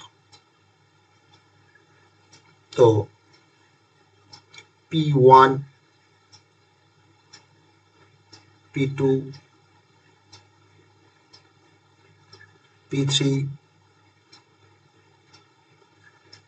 P4 আর হচ্ছে P5, 5টা আমার প্রসেস আছে। একটু বড় প্রবলেম অ্যারাইভেল টাইম দিয়ে। এবার আমরা প্রত্যেকটার অ্যারাইভেল টাইমগুলোকে লিখবো, তার বাস টাইমগুলোকে লিখবো। প্রসেস P1 তার অ্যারাইভাল টাইমটা হচ্ছে 3, মানে 3 মিলি সেকেন্ডে সে অ্যারাইভ করেছে। প্রসেস P2 5 মিলি সেকেন্ডে অ্যারাইভ করেছে। প্রসেস P3 0 মিলি সেকেন্ডে অ্যারাইভ করেছে। প্রসেস P4 5 মিলি সেকেন্ডে অ্যারাইভ করেছে। প্রসেস P5 4 মিলি সেকেন্ডে অ্যারাইভ করেছে। ওকে, তাদের বাস টাইম রেসপেক্টিভ বাস টাইমগুলো দেওয়া আছে। P1 এর বাস টাইম হচ্ছে 4 মিলি সেকেন্ড, P2 এর বাস টাইম হচ্ছে 3 মিলি সেকেন্ড, এটা হচ্ছে 2 মিলি সেকেন্ড, এটা হচ্ছে 1 মিলি সেকেন্ড, এটা হচ্ছে 3 মিলি সেকেন্ড। ওকে, এবার কোশ্চেনটা দিয়েছে। এবার কোশ্চেন দেওয়া আছে পাশে যে if the CPU scheduling policy is FCFS, then calculate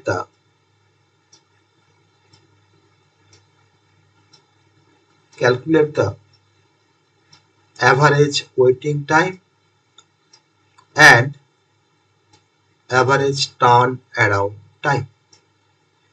ওকে, এটা আমাকে ক্যালকুলেট করতে বলছে। এই হচ্ছে আমার কোশ্চেনটা, প্রবলেমটা। ওকে, এবার এটাকে আমরা সলভ করব। ওকে, এটাকে আমরা সলভ করব। আমরা বুঝতে পেরেছি প্রবলেমটা কিরকম ভাবে দেওয়া আছে। সবাই বুঝতে পেরেছি কিভাবে দেওয়া আছে, কি করতে হবে আমাকে, প্রবলেমটা থেকে আমাকে কি করতে হবে আমরা বুঝতে পেরেছি। আমাকে প্রথমে জ্ঞান চার্ট বানাতে হবে, তারপরে আমরা তার থেকে আমরা প্রত্যেকের আমরা ওয়েটিং টাইম বের করবো, তাদের আমরা টার্ন টাইমটা বের করবো। ওকে, আমি এখানে টেবিলের থ্রু দিয়ে করবো। হ্যাঁ, আমি এখানে টেবিলের থ্রু দিয়ে করবো, তোমাদের বুঝতে অনেকটা সুবিধা হবে আর খুব সহজভাবে আমরা এটাকে দেখাতে পারবো। ওকে, তো ফার্স্ট আমরা এটাকে জ্ঞান চার্টটাকে একটু বানাই। তো জ্ঞান চার্টটাই কিন্তু বানানোটা মেন ফ্যাক্টর। ওকে, জ্ঞান চার্ট হয়ে গেলে কিন্তু আর কোনো সমস্যাই নেই আমাদের। হ্যাঁ, জ্ঞান চার্টটাই হচ্ছে একটু প্রবলেমেটিক সব ক্ষেত্রে। তাহলে আমরা এখন জ্ঞান চার্টটাকে একটু তৈরি করব। আমি একটা ছোট্ট বক্স মতন করে নিই যাতে আমরা জ্ঞান চার্টটাকে তৈরি করতে পারি। ছোট্ট একটা বক্স করে নিই, স্ট্রেট লাইন হচ্ছে না কেন, ছাড়ো।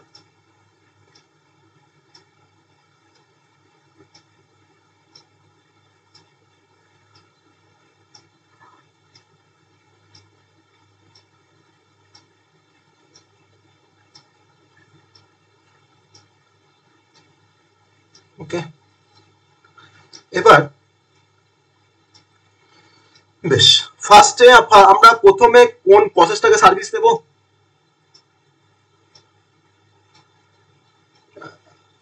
হ্যাঁ হ্যাঁ, তাহলে P1 কে বললে, P1 কেন বললে? P1 তো তোমার দেখো 3 মিলি সেকেন্ডে এসছে, তার অ্যারাইভাল টাইমটা দেখো, কারণ তোমাকে অ্যারাইভাল টাইমটা দেওয়া আছে মানে তোমাকে এটা কনসিডার করতে হবে তোমার জ্ঞান চার্টে। তাহলে প্রথমে কি এসছে? P3 0 মিলি সেকেন্ডে এসছে। সো আমরা ফার্স্ট সার্ভিস দেবো P3 কে, তাহলে P3 কে আমি কতক্ষণ সার্ভিস দেব? 2 মিলি সেকেন্ড। কেন?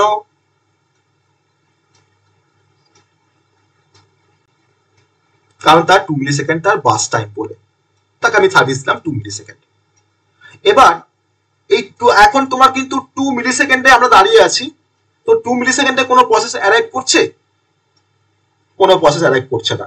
তো 2 মিলি সেকেন্ডের পরে তোমার কোন মিলি সেকেন্ডে অ্যারাইভ করছে প্রসেসটা? নেক্সট প্রসেস P1 অ্যারাইভ করছে 3 মিলি সেকেন্ডে। তাহলে P3 থেকে এই 2 মিলি সেকেন্ড থেকে আপ টু 3 মিলি সেকেন্ড পর্যন্ত এই টাইমটা তোমার তার মানে আইডেল থাকছে সিপিইউ। Yes or no? এই টাইমটা তোমার আইডেল থাকছে। কেন বলো তো? কেন থাকছে? কারণ 2 থেকে 3 এই 2 মিলি সেকেন্ড কিন্তু কোনো ভয়েস কিন্তু অ্যারাইভ করেনি সিস্টেমে। তাহলে 2 থেকে 3, কারণ নেক্সট তোমার 3 থেকে অ্যারাইভ করছে আবার, তো এই 2 থেকে 3 পর্যন্ত কিন্তু আমার এখানে কিন্তু তোমার স্টপ থাকবে, কোনো কাজ হবে না। ওকে, এবার 3 মিলি সেকেন্ডে তোমাকে অ্যারাইভ করেছে, 3 মিলি সেকেন্ডে অ্যারাইভ করেছে P1, তাকে আমি কতটা সার্ভিস দেব P1 কে? তাহলে আমার 3 থেকে তার দেখো তোমার বাস টাইম দেখো 4, তাহলে এখন P1 কে আমি তার মানে 3 থেকে 4 মানে তোমার 7 পর্যন্ত যাবে, 7 পর্যন্ত গেল। ওকে, এবার এই 7 পর্যন্ত যাওয়ার পর এর পরে কি অ্যারাইভ করেছে? 3 মিলি সেকেন্ডের পরে কি অ্যারাইভ করেছে? কেন? 4 মিলি সেকেন্ডে। তাহলে 4 কি আছে? P5 আছে। তাহলে এখন তোমার P5 সার্ভিস পাবে প্রথমে, কারণ ফার্স্ট কাম ফার্স্ট সার্ভ তো। তাহলে P5 এখন দেখো সার্ভিস পাচ্ছে। ওকে, তাহলে P5 কে আমি তোমার কতক্ষণ সার্ভিস দেবো? তার বাস টাইম কত? থ্রি আছে তাহলে তোমার 10 পর্যন্ত আসবে, 10 পর্যন্ত আসলো, কারণ তার তো থ্রিতে আমার দেখো বাস টাইম P5 এর। এবার P5 4 মিলি সেকেন্ডে এসছে, তারপরে 5 মিলি সেকেন্ড দেখো তোমার দুটো প্রসেস এসছে P2 আর P4। তা কে সার্ভিস পাবে প্রথমে?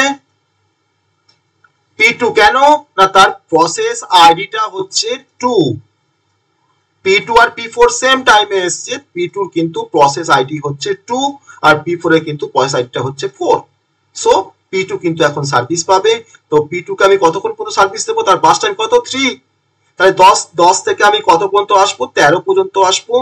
আর তারপরে দেখো তোমার P2 পর অবশ্যই P4, কারণ তারও বাস টাইমটা, তারও তোমার অ্যারাইভেল টাইমটা 5। তাহলে P4 কে আমি এখন সার্ভিস দিচ্ছি 13 এর পর থেকে। তাহলে P4 এর তোমার বাস টাইম কত? 1। সো 13 থেকে আমরা 14 পর্যন্ত আমি P4 কে সার্ভিস দেবো। এই হচ্ছে আমার গ্যান চার্ট। এই অ্যারাইভেল টাইম থাকলে গ্যান চার্টটা কিভাবে করছি সবাই বুঝতে পেরেছো? অ্যারাইভেল টাইম যখন থাকছে আমার এই টেবিলের মধ্যে, তখন তার গ্যান চার্টটা কিভাবে চেঞ্জ হচ্ছে বুঝতে পারছো? তাই তো?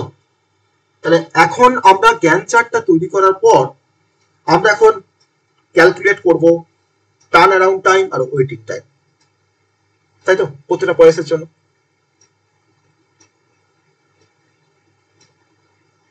বলো।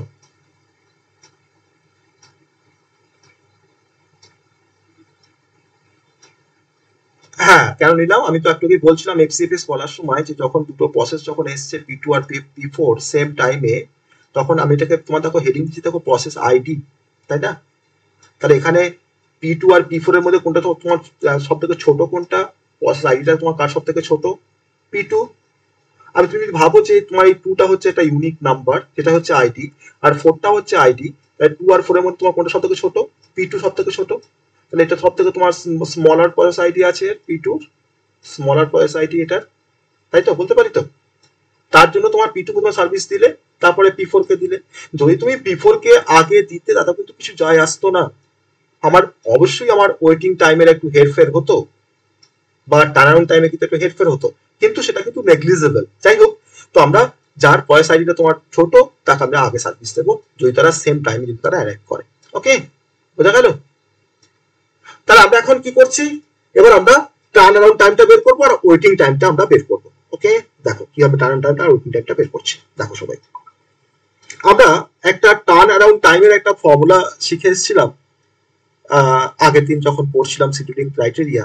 আমরা টার্ন অ্যারাউন্ড টাইম এর একটা ফর্মুলা শিখে এসেছিলাম, সেটা হচ্ছে যে exit time minus arrival time, তাই না? বা completion time minus arrival time. আমি এখানে বলছি exit time minus arrival time বলতে পারি তো? টার্ন টাইমটাকে এভাবে আমরা ডিফাইন করতে পারি তো? আর ওয়েটিং টাইমটাকে আমরা কিভাবে ডিফাইন করেছিলাম? তার ফর্মুলাটা কি বলেছিলাম আগের দিনে পড়ানোর সময়? যে টার্ন অ্যারাউন্ড টাইম মাইনাস বাস টাইম, তাই না? That is the waiting time. Turn around time minus bus time, তাহলে বলছি ওয়েটিং টাইম সেই প্রসেসটার রেসপেক্টে। তাহলে এই দুটো ফর্মুলাকে একটু ভালো করে মুখস্থ করে নাও। ওকে, এটা আমাদের কিন্তু সবসময় কাজে লাগবে। যতগুলো আমরা অ্যালগরিদম পড়বো প্রত্যেকের জন্য কিন্তু আমরা টিএটি বের করবো অ্যাভারেজ, আর তার ওয়েটিং টাইমটা বের করবো। ওকে, সো আমরা এখন আবার একটা টেবিল তৈরি করব, যেখানে টেবিলের থ্রু দিয়ে আমরা এগুলোকে বের করবো। আমি বারবার লিখবো না যে WT of P1, WT of P2, WT of P3, আমি না লিখে আমরা টেবিল তৈরি করবো। ওকে, সেই টেবিলে আমরা কিন্তু পুরো প্রতিটা প্রসেসের আইডি, তার অ্যারাইভেল টাইম, তার বাস টাইম, তার এক্সিট টাইম, তার টার্ন টাইম, তার ওয়েটিং টাইম সব দেখাবো। ওকে, আমার তার বাস টাইমে কোনো গল্প নেই, আমার তার বাস টাইম দরকার লাগছে না, জাস্ট আমার এখানে প্রসেস আইডি দরকার আর এক্সিট টাইমটা দরকার। ওকে, তাহলে আমরা এখন একটা কমপ্লিট টেবিল তৈরি করছি। দেখো যে টেবিলের মধ্যে কি কি আমার ফিল্ড থাকছে, এরকম ভাবে তোমার ট্যাবুলার স্ট্রাকচারে করবে, জিনিসটা করতে অনেকটা সুবিধা হবে। ওকে, আমরা এই পাশের স্পেসটাকে আমরা ইউটিলাইজ করি, পাশের এই স্পেসটাকে আমরা ইউটিলাইজ করছি।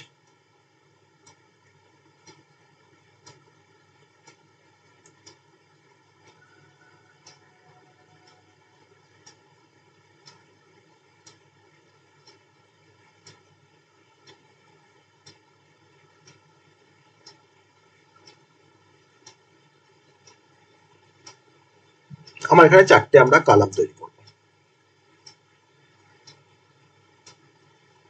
এটা হচ্ছে প্রসেস আইডি, এটা হচ্ছে আমার এক্সিট টাইম, এটা হচ্ছে টার্ন অ্যারাউন্ড টাইম। ওকে, এটা হচ্ছে প্রসেস আইডি মানে হচ্ছে পিআইডি লিখলাম। এটা হচ্ছে আমার এক্সিট টাইম, এক্সিট টাইম মানেই তো কমপ্লিশন টাইম, তাই তো। আর এটা হচ্ছে আমার টার্ন অ্যারাউন্ড টাইম, আর এটা হচ্ছে আমাদের ওয়েটিং টাইম। আমার 5টা প্রসেস আছে, P1, P2, P3, P4 আর হচ্ছে P5। এটা আমরা সেপারেট করে নিই, প্রতিটা প্রসেসকে আমরা সেপারেট করে নিই। ওকে, P1 এর এক্সিট টাইম কত? P1 এর এক্সিট টাইম কত? আমি গ্যান চার্ট দেখে বুঝতে পারবো আমরা। হ্যাঁ, 7 মিলি সেকেন্ড। আমাকে বারবার ইউনিটটা বলা দরকার নেই, আমার সমস্ত টাইম এস্টিমেট গুলো কিন্তু সবই হচ্ছে ইন আ মিলি সেকেন্ড, সেটা কিন্তু আমাকে মেনশন করে দেবে। ঠিক আছে, যে burst time in a millisecond পাশেই লিখে দেবে। এখানে ধরে নাও তুমি এখানে এটা হচ্ছে আমার ইন মিলি সেকেন্ড। আর যদি কোনো তোমাকে সেকেন্ড পেকেন্ড কিছু না বলে তখন তুমি ইউনিট লিখবে, এত ইউনিট।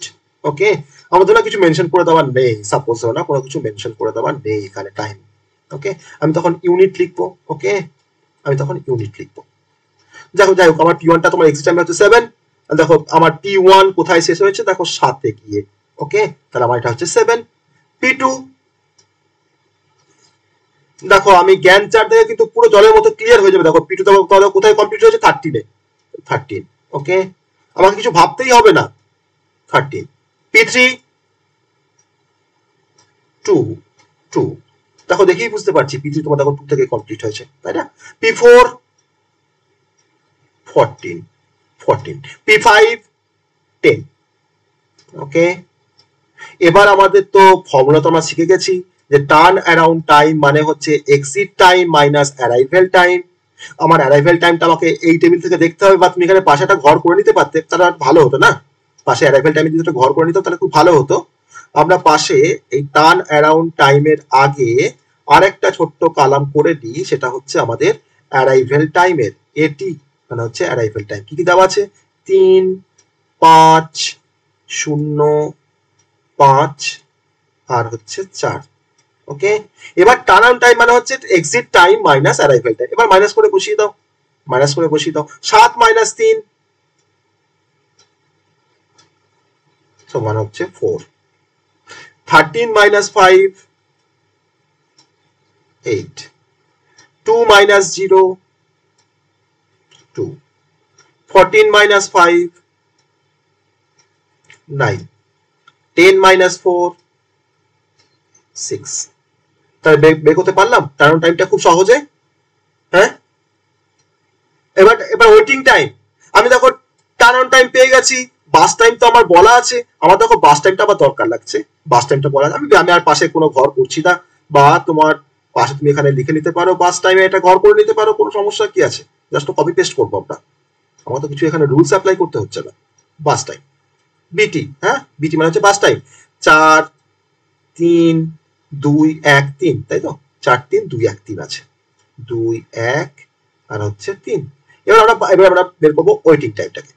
তাহলে আমার turn around time minus bus time, that is the waiting time. তাহলে আমার টার্ন অন টাইমটা 4, বাস টাইমটা তোমার 4, তাহলে 4 - 4 0। ওকে, 8 - 3 5। ওকে, আমরা এখানে দেখো আবার 2 - 2 পাচ্ছি, 0 পাচ্ছি এখানে। আবার 9 - 1 8 পাচ্ছি। আবার এখানে দেখো 6 - 3 পাচ্ছি, দ্যাট ইজ দ্য 3। ওকে, আমার হলো এই পর্যন্ত ঠিক আছে সবার, এই পর্যন্ত ঠিক আছে, বেশ। তাহলে এই টেবিলটা আমাদের ফাইনাল টেবিল, তাই না, টেবিলটা আমাদের ফাইনাল টেবিল। তাহলে এটা করতে আমাদের কিন্তু কোনো মানে ট্রাবল পেতে হয়েছে, এটা করতে কোনো কোনো আমরা কিছু কষ্ট কিছু করতে হয়েছে, জাস্ট দুটো ফর্মুলা মনে রেখেছি, তাই না, আর তো কিছু মনে রাখিনি। সব কিন্তু তোমার মানে জাস্ট মানে ম্যাজিকের মতন চলে আসছে ভ্যালু গুলো, কিছু ভাবতেই হচ্ছে না। এবার বের করবো আমরা নাও, যেটা আমাকে কোশ্চেন দিয়েছিল আমাকে প্রবলেমে, যে আমাকে বের করতে হবে average turn around time. Now average turn around time equals to, okay, তো আমরা দেখো টার্ন অ্যারাউন্ড টাইম তো সবারই পেয়েছি, 4 8 2 9 6, তাহলে 4 plus 8 plus 2 plus 9 plus 6 divided by 5, আমরা সেখান থেকে পাই 29/5, তাহলে হচ্ছে আমাদের 5.8। আমার তো কোনো এখানে ইউনিট দেওয়া ছিল না, মিলি সেকেন্ড না মাইক্রো সেকেন্ড কিছু দেওয়া নেই, আমি এখানে পাশে লিখছি ইউনিট। ওকে, পাশে লিখছি আমরা ইউনিট। ওকে, এটা আমাদের 5। আর আমরা এখন বের করব average waiting time, average waiting time that is, সবার পেয়ে গেছে ওয়েটিং টাইম 05083, তাহলে 0 plus 5 plus 0 plus 8 plus 3, okay, by 5, তাহলে আমরা এখান থেকে পাচ্ছি কত 16/5, তাহলে আমরা পাচ্ছি এখান থেকে 3.2 ইউনিট। ওকে, তো এটাই তো আমার প্রবলেমের সলিউশন, এটা তোমার অ্যান্সার। ঠিক আছে, ক্লিয়ার সবার কাছে?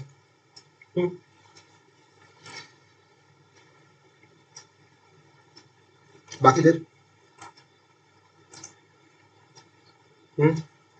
সবার ঠিক আছে তো? তাহলে এখন এফসিএফএস দিয়ে এখন তোমাকে যেমনই প্রবলেম দিক না কেন করতে পারবে। আর কোনো সমস্যা আছে এফসিএফএস দিয়ে? আর কোনো সমস্যা থাকবে? এটা এটা এটা বোঝার পর এফসিএফএস দিয়ে আর কোনো সমস্যা থাকবে? কোনো সমস্যা থাকবে না, তাই না? বেশ, আমি একটা বাড়িতে একটা হোম টাস্ক দেবো। ওকে, প্রবলেম নাম্বার 3, এটা বাড়িতে করবে সবাই, করে আমাকে পাঠাবে গ্রুপে।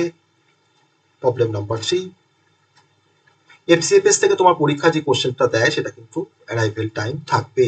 ওকে, অ্যারাইভেল টাইমটা কিন্তু থাকবে। হ্যাঁ, তার জন্য আমি অ্যারাইভেল টাইম থাকবে বলে আমি এরকম একটা প্রবলেম তোমাদেরকে দেখালাম, যাতে তোমরা তখন পরীক্ষায় আসলে তাতে করতে পারো। না হলে অ্যারাইভেল টাইম থাকলে কিন্তু আমরা যখনই না জানবো তখন কিন্তু পুরো ভুল করে চলে আসবো। এফসিএফএস খুবই সহজ, কিন্তু অ্যারাইভেল টাইম থাকলে কিন্তু তার গল্পটা অন্যরকম পাল্টে যাচ্ছে না। Consider the set of three processes whose arrival time and burst time are given below. Whose arrival time and burst time is given below. Okay, আমার এরকম প্রসেস আইডি আছে পিআইটি, অ্যারাইভেল টাইম এটি লিখলাম, burst টাইমকে লিখছি BT. Okay, process ID, arrival time, burst time, তিনটে process আছে বলেছে, তোমাদের ক্যালকুলেশনটা অনেক ছোট হয়ে যাবে। P1, P2, P3, arrival time 0, এটা হচ্ছে 3, এটা হচ্ছে 5। ওকে, আর বাস টাইমটা বলা আছে 2, 1, 6, 2, 1 আর 6। ওকে, এই হচ্ছে আমার। এবার বলেছে যে ওই আগের মতন, if the CPU scheduling is FCFS, if the CPU scheduling policy is FCFS, calculate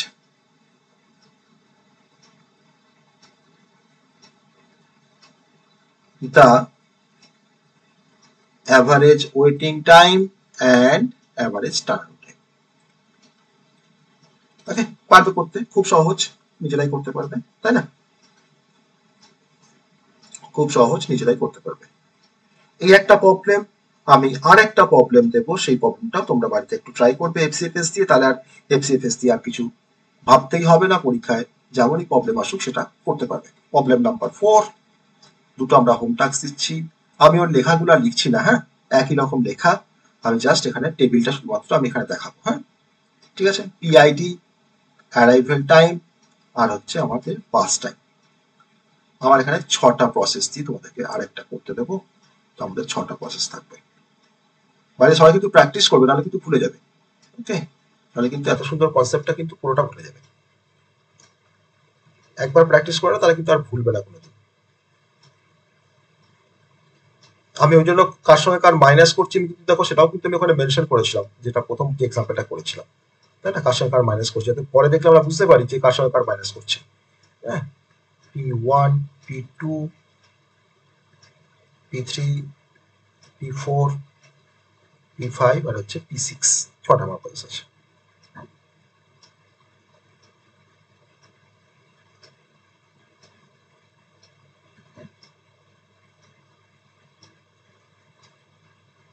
আমরা ভ্যালুগুলোকে আমি এখানে বসিয়ে দেবো, আর কিছু না। তোমরা এবার এই দুটো প্রবলেমকে করে অ্যারাইভেল টাইম 0 1 2 3 4 5 3 2 1 4 5 2 হয়তো যে এক্সাম্পল গুলো দিচ্ছি তার থেকেই হয়তো কোনো একটা এক্সাম্পল চলে আসতে পারে, সেটাও হতে পারে। ঠিক আছে,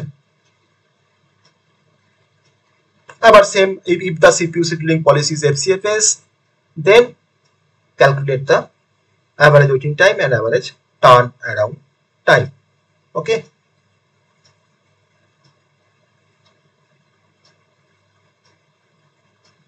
এটাকে একটু পড়বে, এটা রেসপেক্টে একটু পড়বে, জ্ঞান চারটা হলেই হবে, আর কিছু না।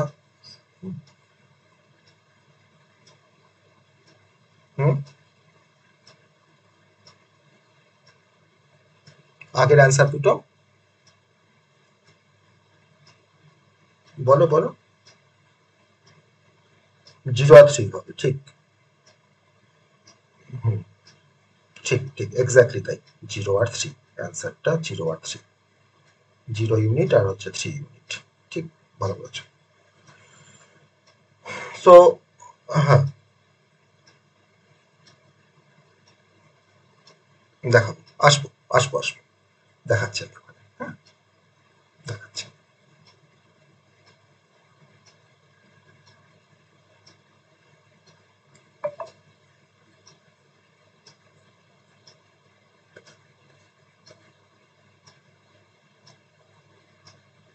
ওকে,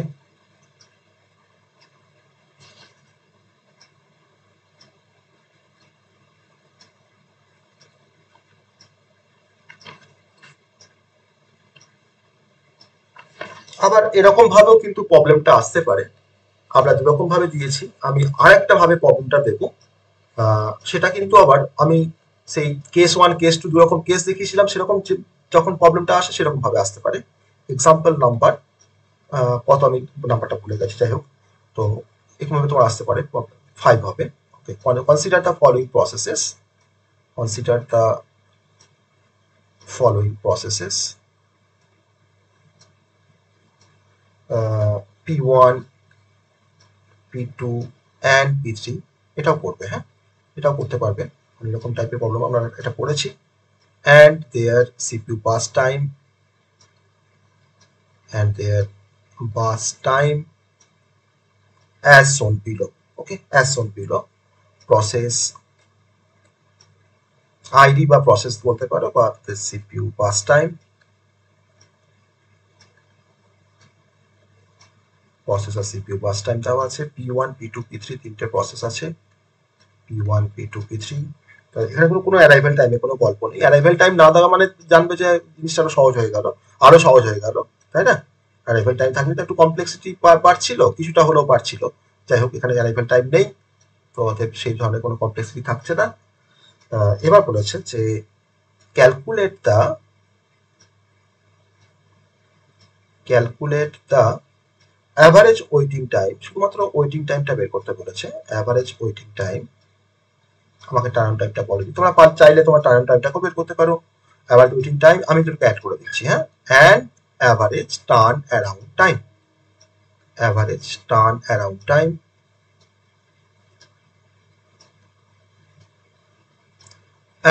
turn time if the processes. এবার এখানে একটা ইয়ে ঢুকিয়েছে যে ইফ দ্য প্রসেসেস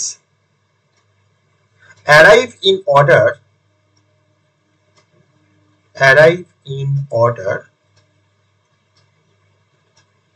P1 তারপরে P2 তারপরে হচ্ছে P3, এটা কিন্তু ফলো করবে। প্রথমে P1 তারপরে P2 তারপরে P3, and দুটো অর্ডার বলেছে, মানে case 1 case 2, and that if they arrive in order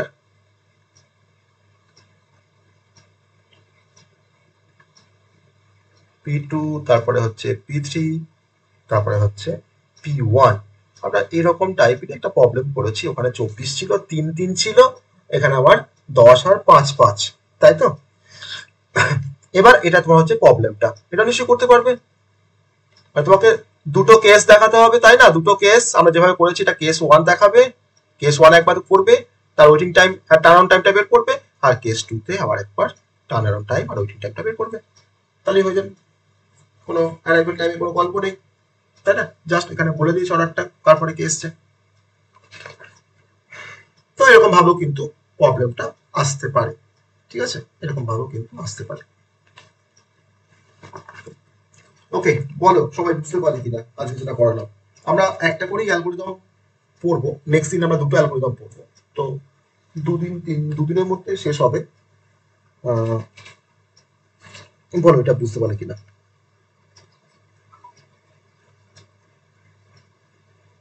ঠিক আছে, সো বাকিগুলো এরকম টাইপেরই, কোনো কোনো ক্ষেত্রে হয়তো কিছু কমপ্লেক্সিটি আছে, যেটা আমরা সেটা পড়ার সময় তো দেখবো।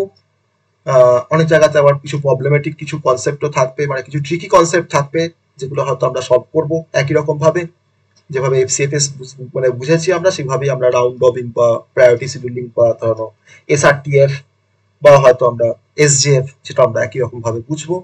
তো বেসিক অ্যালগোরিদমটা বুঝতে হবে, কিভাবে কাজ করে বা তার প্রিন্সিপালটা বুঝতে হবে, তাহলে কিন্তু আর কোনো ব্যাপার না। আর টার্ন টাইম বা ওয়েটিং টাইম কিভাবে ক্যালকুলেট করতে হয় তার তো আমরা ফর্মুলা জেনে গেছি, এখন ট্যাবুলার স্ট্রাকচারে ফেলবো, জাস্ট ক্যালকুলেট করে অ্যাভারেজ টার্ন টাইমটা বের করবো, বা যা মুখে বের করতে বলবে সেটা আমরা বের করবো। হয়তো পরেও আমরা গিয়ে আমরা হয়তো রেসপন্স টাইমটা আবার বের করার চেষ্টা করবো পরবর্তী যে অ্যালগোরিদম গুলো পড়বো সেখানে, কারণ আমরা তো এখানে দুটো প্যারামিটার বের করছি, টার্ন টাইম আর ওয়েটিং টাইম, আমরা হয়তো পর থেকে রেসপন্স টাইমটাকে বের করবো। হুম,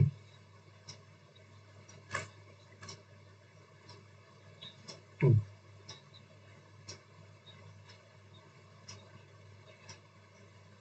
আর দিয়ে করে হ্যাঁ হ্যাঁ, তোমার যা আছে তোমার তাই থাকবে, ফ্র্যাকশন থাকলে ফ্র্যাকশনই থাকবে, কোনো অসুবিধা কি আছে? হ্যাঁ, ফ্র্যাকশনই রাখবো, ফ্র্যাকশনই রাখবো। হুম, যেমন আসবে ক্যালকুলেশন করে যেমন আসবে তেমন রাখবো, নাহলে তোমার তো ইনফরমেশন লস হয়ে যাবে না। হুম,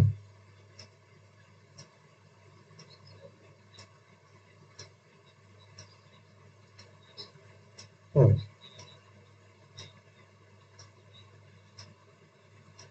হুম। তখন তোমাকে 0 থেকে 2 তোমাকে ওয়েট করতে হবে, তারপরে তুমি শুরু করতে পারবে 2 থেকে। 0 থেকে 2 পর্যন্ত ওই টাইমটা তোমাকে তোমাকে ওয়েট করতে হবে, ওই জন্য তোমার সিপিইউ আইডেল থাকবে। আমার প্রথম অ্যারাইভেল টাইম তোমার 2 থেকে শুরু আছে, তাহলে তোমার কি করবো, 0 থেকে 2 পর্যন্ত আমরা প্রথমে এটাকে আমরা এইভাবে ডাক করে রেখে দেবো। তারপর ধরো P1 এসছে হয়তো 2 তে, তার জন্য 3 তার পাস টাইম, তাহলে 2 থেকে 5 এইভাবে যাবে, কন্টিনিউ হবে। বোঝা গেল? হুম, ঠিক আছে, চলো আজ তাহলে শেষ করি, হ্যাঁ? চলো, গুড নাইট। গুড নাইট, চলো।